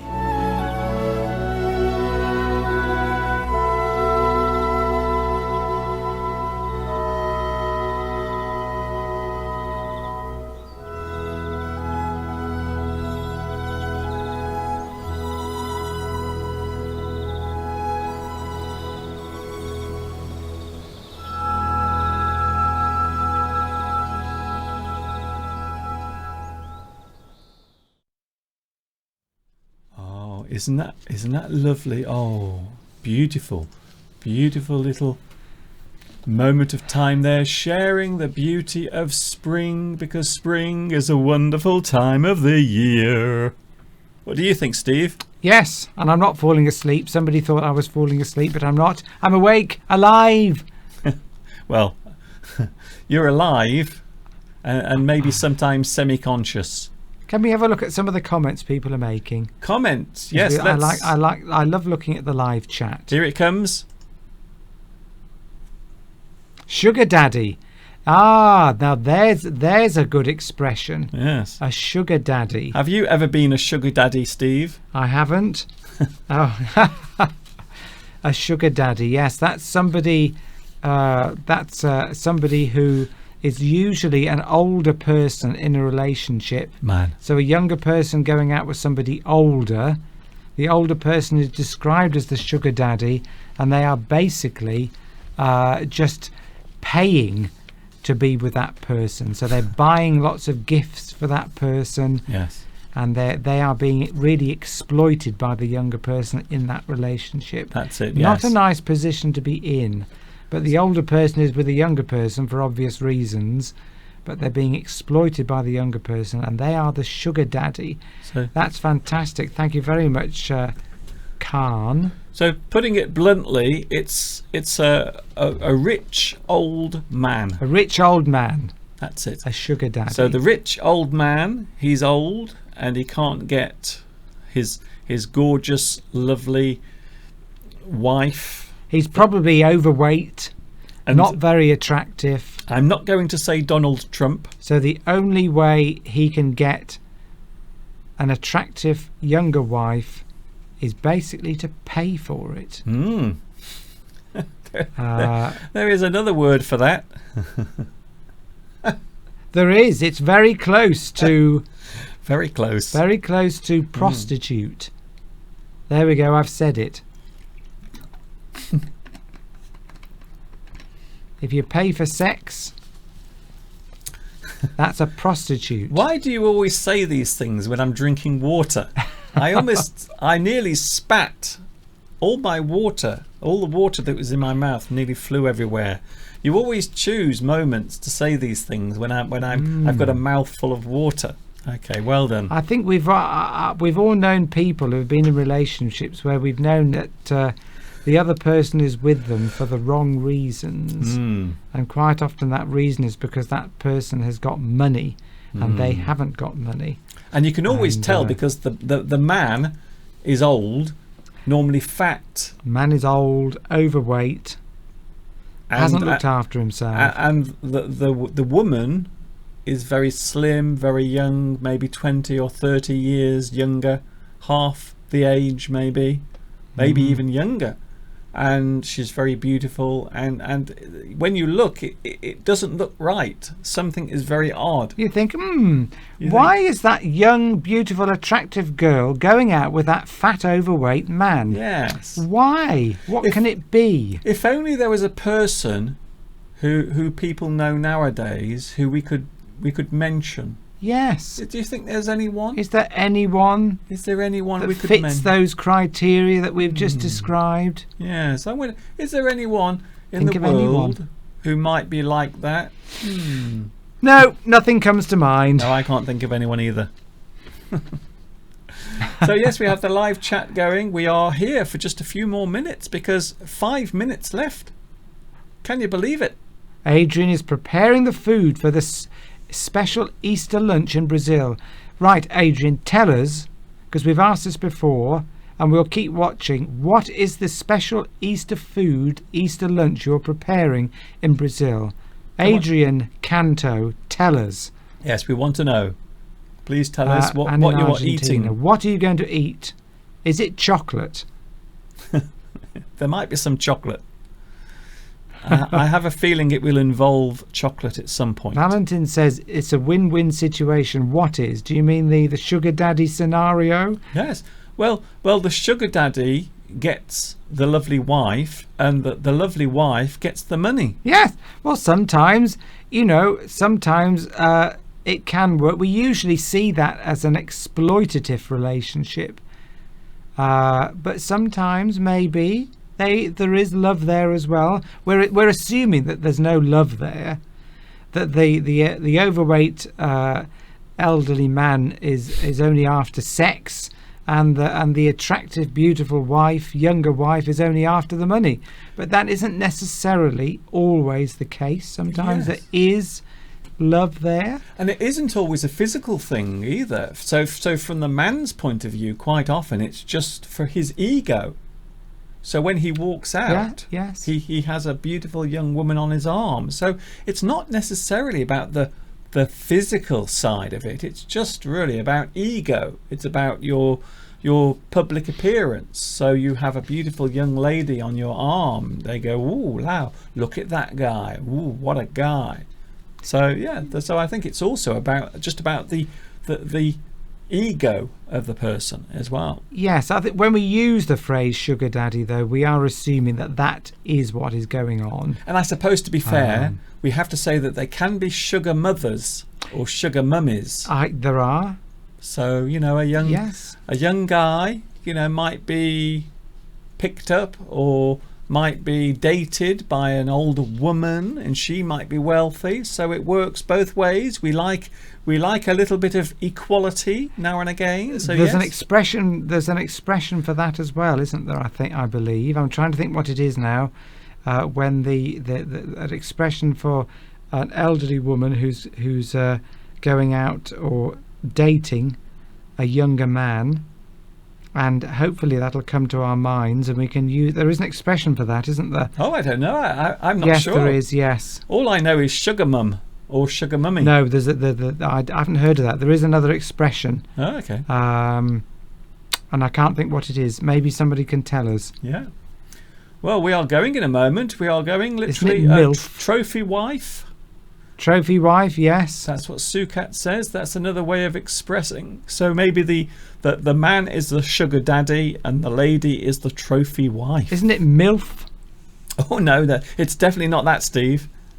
I've heard of that expression Oh yes, before. that means something very different. Does it? Okay. Yes, let's not go down that road. Cougar.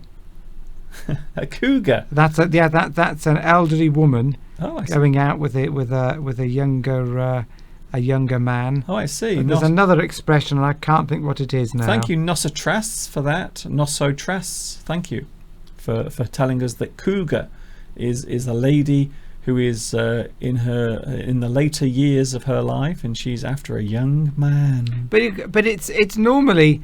Have you noticed that it's always seen as more acceptable for an older woman to go out with a younger man?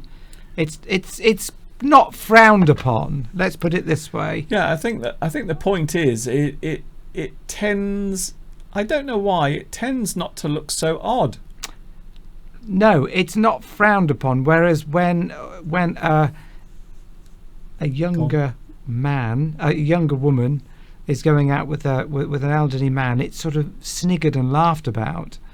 But of course, if you look at films, this hasn't always been the way, because an older man used to be seen as something to attain of a younger woman. So a younger woman would often go out with an older man, but we're twice talking, her age. But we're talking the 1950s, 60s. But it's different though, because at that time it was about maturity. Yes. So the older man was seen as I want to say father figure, but also a person who was more mature. So it wasn't really necessarily about money.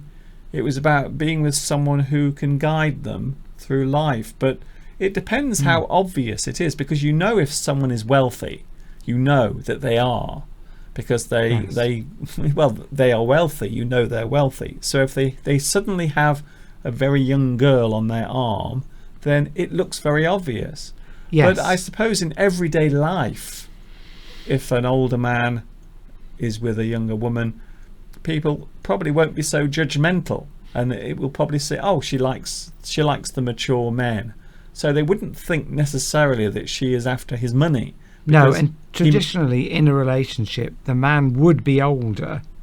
Certainly in Western culture, the man, and I don't know whether that's the same all around the world, but the man is usually older than a woman in a relationship, maybe 4 or 5 years older. Yes, in some cultures, the man is always older. The man is always usually older if you're getting married.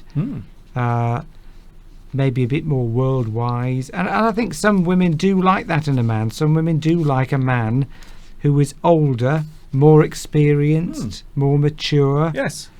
And particularly, I mean, it's fine if the older man has looked after himself and still looks attractive, hasn't let himself go. Any examples? Then that's fine then, because you can see that he's looked after himself, and if there's love there, then there's nothing wrong with that. You look at films from the 1940s, 50s, and 60s. The man, the film star man, is maybe in his 40s and 50s, but he always falls in love with somebody who's in their 20s. The woman. That's what you always saw on the screen. You always saw a man in his 40s and 50s was marrying a woman who was many half his age at least. That's it. That was the image, I think, which was very popular. That's it. Yes, I think we've got that. Humphrey Bogart. Yeah, exactly. Yeah, Humphrey Bogart. If you see Humphrey Bogart in his films, he always looked a bit old and a bit worn, but the ladies always looked much younger and much prettier. So yes, because he was like the mature man. The tough guy. Hmm. But yeah, that was. But of course, women many years ago were seen as very much weaker than men, and of course today, as which are quite rightly, women have become much more independent, and they don't necessarily need a man for money, Girl for power. status. Girl power, baby. Girl power. Bloody Mary. Oh, thanks. Thanks for coughing in my ear. Bloody Mary says, Happy Easter, Mr. Duncan and Mr. Steve. In Bulgaria, we celebrate Easter next Sunday according to the Orthodox Church. Well, that's interesting. So sometimes, oh, hello. YouTube have cut me off. That's not very nice.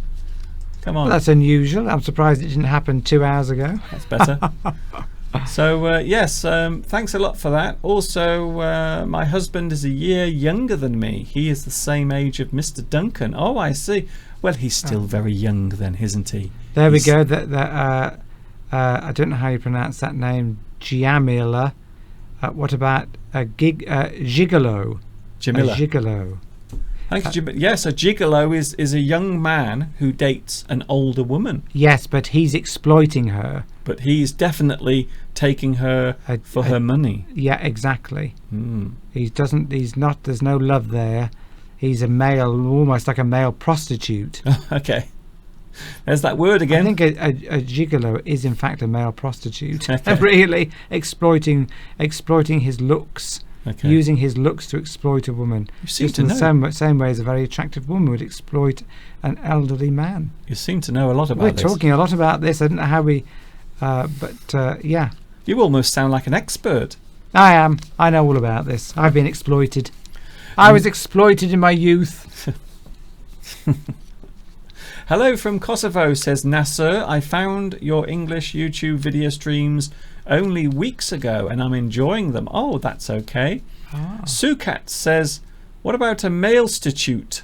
Male-stitute? I haven't heard of that one. I think Sukat is actually making the name up. But it's good, yes, a male-stitute. What is hematogen? I don't know what that is, says Rosa. I don't know what that is. What is it? Hematogen. Somebody must have mentioned it earlier. It sounds like, is it, it's not an ingredient of chocolate, is it?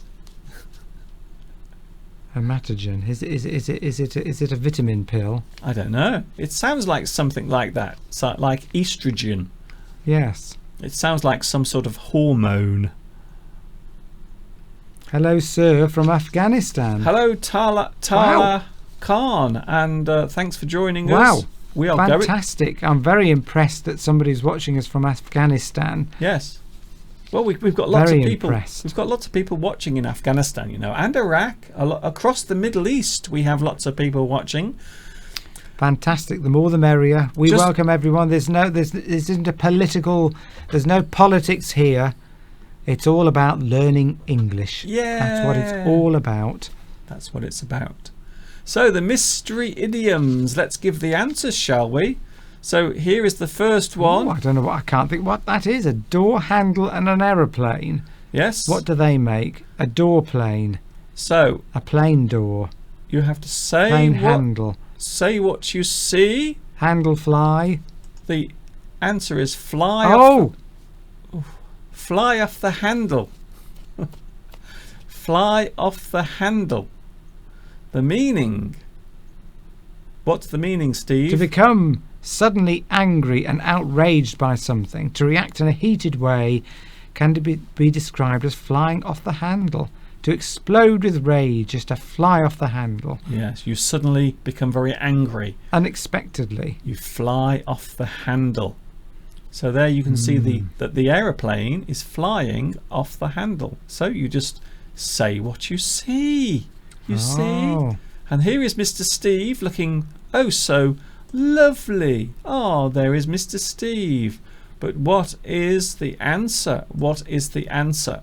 I don't know. Do you know this one? Breaking out of the egg. Does anybody got it? This is a well-known expression in English. The answer is... Come out of your shell. Yes. To lose your shyness and be more sociable. To show your true self to others without feeling awkward is to come out of your shell. And that's what Mr. Steve does on the live English stream. He really comes out of his shell. I'm very shy and retiring. That's yes. If you suddenly become more confident and more able to be yourself in sociable situations, then you are coming out of your shell. You come out of your shell. Oh. You become the real person. He's really come out of his shell in the last few years. That's nice. Since normally you do something to boost your confidence. Maybe you do something on the stage, Yeah. and that helps. Maybe you do a job in selling, or maybe you work behind a bar. Something that makes you come out of your shell. Well, you know what, Steve? To have more confidence. You know what, Steve? Can you believe it? We are completely out of time. It's 4:10. We've run over. It's nearly 4:10. You know what that means? Guess what we'll be doing as soon as this show finishes. Yes. What will we be doing? Eating lots of chocolate. What do you mean? What do you mean later? I'm going to start now. That's what I mean. As soon as this show's finished, I'm going to rip this box open and start gorging chocolate. I'm eating mine now. Are you? Right, I'm having one as well then. Right. That's it. Let's eat chocolate live. So everyone else has been eating chocolate. Oh. I'm going to have one, Mr. Duncan. I'm having one now. My blood sugar level's dropped. Yes. Me too. You know, my tongue's gone all tingly. You got a And I'm sure. Oh, it's like a gobstopper. I'm going to eat my rabbit now. Oh, I'm going to bite its ears off. that's the only thing about those. They're delicious, but you have to bite their. Oh, I can't talk, Mr. Duncan. Oh, it's hollow. Which one? The egg, not my head. Maybe both. Bimbo. Sorry. Bimbo. Why are you just shouting random words out? Isn't that? We've used that expression. Oh, already. I'm going a bit. I'm having another one. Are you okay? My tongue's gone tingling on the. As we were talking now, I was beginning to feel a little ill, and I think it's because my blood sugar had dropped. I might be diabetic already. Oh, this is very nice. Oh my goodness. I'm in ecstasy. Me too. Oh. I'll tell you, they say that chocolate is better than sex, don't they? That's another expression. A lot of women say that chocolate is better than sex. Although too much of both isn't good for you. Oh, blimey. Imagine having chocolate and sex at the same time. Sorry? You eat chocolate and have sex at the same time. I'm very sorry That if there must are be- any parents watching with their children at the moment, because we do get viewers of all ages. I do apologise. It's Oh. Steve. That's 3 I'm having. He's on a chocolate high. Something very weird is going on. These are like giant gobstoppers. So we are going now. Let's say goodbye to Sukat. No, don't eat in front of the poor people. No. Poor people. No, send me some chocolate through the internet. No, we just want to watch. We want to watch you eating. Well, there are people on the internet who charge to let people watch them eat. Can you believe that? Really? I think it's in Korea. In Korea, there are people that go on the internet and they charge people to watch them eat, and they just sit there and eat, and they're paid to do it. But do you think we could be paid to eat chocolate? Do you know live? what my dream job would be, Steve? My dream job would be a person who has to test the chocolate. You could be a chocolate taster. Maybe we Imagine can that. talk about that next week sometime. We can talk about maybe your dream job. maybe a job that you've always wanted to do. Yes, a dream job. My dream job would be a chocolate taster. You have I would like to taste- be a chocolate tasting racing driver who goes into space. What were you going to say then? I thought you were going to say a chocolate tasting racist. I always wanted to be a scientist. Well, I sort of was. The nearest I came was working in a lab. You were I were. a scientist. I was a scientist. Well, not really. I worked in a lab doing routine blood tests. That's the nearest I ever became to being a scientist. That's what I really wanted to do. Either that or be a famous singer. Oh, okay. I'm not going to have a fourth one. No. How many have you had? 3? 3. I've had 3 already, Mr. Duncan. you- I'm very hungry. I just realised my blood sugar, I'm going a bit sweaty because my blood sugar levels dropped because all the excitement of being live across the world to literally millions of people. Millions. Or is it dozens? That's one of the two. Yes. It's somewhere in between 100 and 1,000,000. Okay. Well, in a moment, we are going to eat a hot cross bun. We're going to Yes. have a hot cross bun each. We're having a sugar fest. A Yes. sugar and chocolate fest. So that's what Easter is all about. It's eating as much chocolate as you can. Shall I start on this? Ooh. No, Steve, don't be so greedy. I just want to have a look at it. Okay, Ooh. Steve's going to open his egg. That smells delicious. I can't wait to break that open later. Ooh. Chocolate. Oh, the food of the gods. Yes, as Mr. Steve mentioned earlier. I did. If you want to watch this again, don't forget you can find it underneath this video. All of my lessons are in the playlists. And for those who are wondering when we are on, it is 2 p.m. every Sunday and also Wednesday 10 p.m. Both of those are UK time, and there they are, 2 p.m. Sunday, Wednesday 10 p.m. We're going to a wedding on Wednesday. And don't forget, you can also watch the captions. Hopefully later there will be captions and subtitles later on as well. Have you realised that yet, Mr. Duncan? We're going to a wedding on We are going Wednesday. to a wedding on Thursday, but of course we will be here on Wednesday night. Exactly. So we'll be talking all about the wedding that we are going to next Thursday. But of course we will be here on Wednesday night from 10 p.m. UK time. That's it, we're going. We're going. And I can guarantee one thing we will not be doing on Wednesday. What? Because there won't be any left, eating chocolate. There will be definitely no chocolate left on Wednesday. Come on, let's go. Let's have a cup of tea and that hot crust bun that you promised me, Mr. Duncan. Okay, we're going. A hot cross bun and a cup of tea is coming up. This is Mr. Duncan in the birthplace of English and Mr. Steve. saying thanks for watching us, talking to you today, and we will leave with something that I hope will be a big trend in 2018. It is my lovely little puddle dance. You know what's coming next. Yes, you do. Ta-ta Ta-ta for now.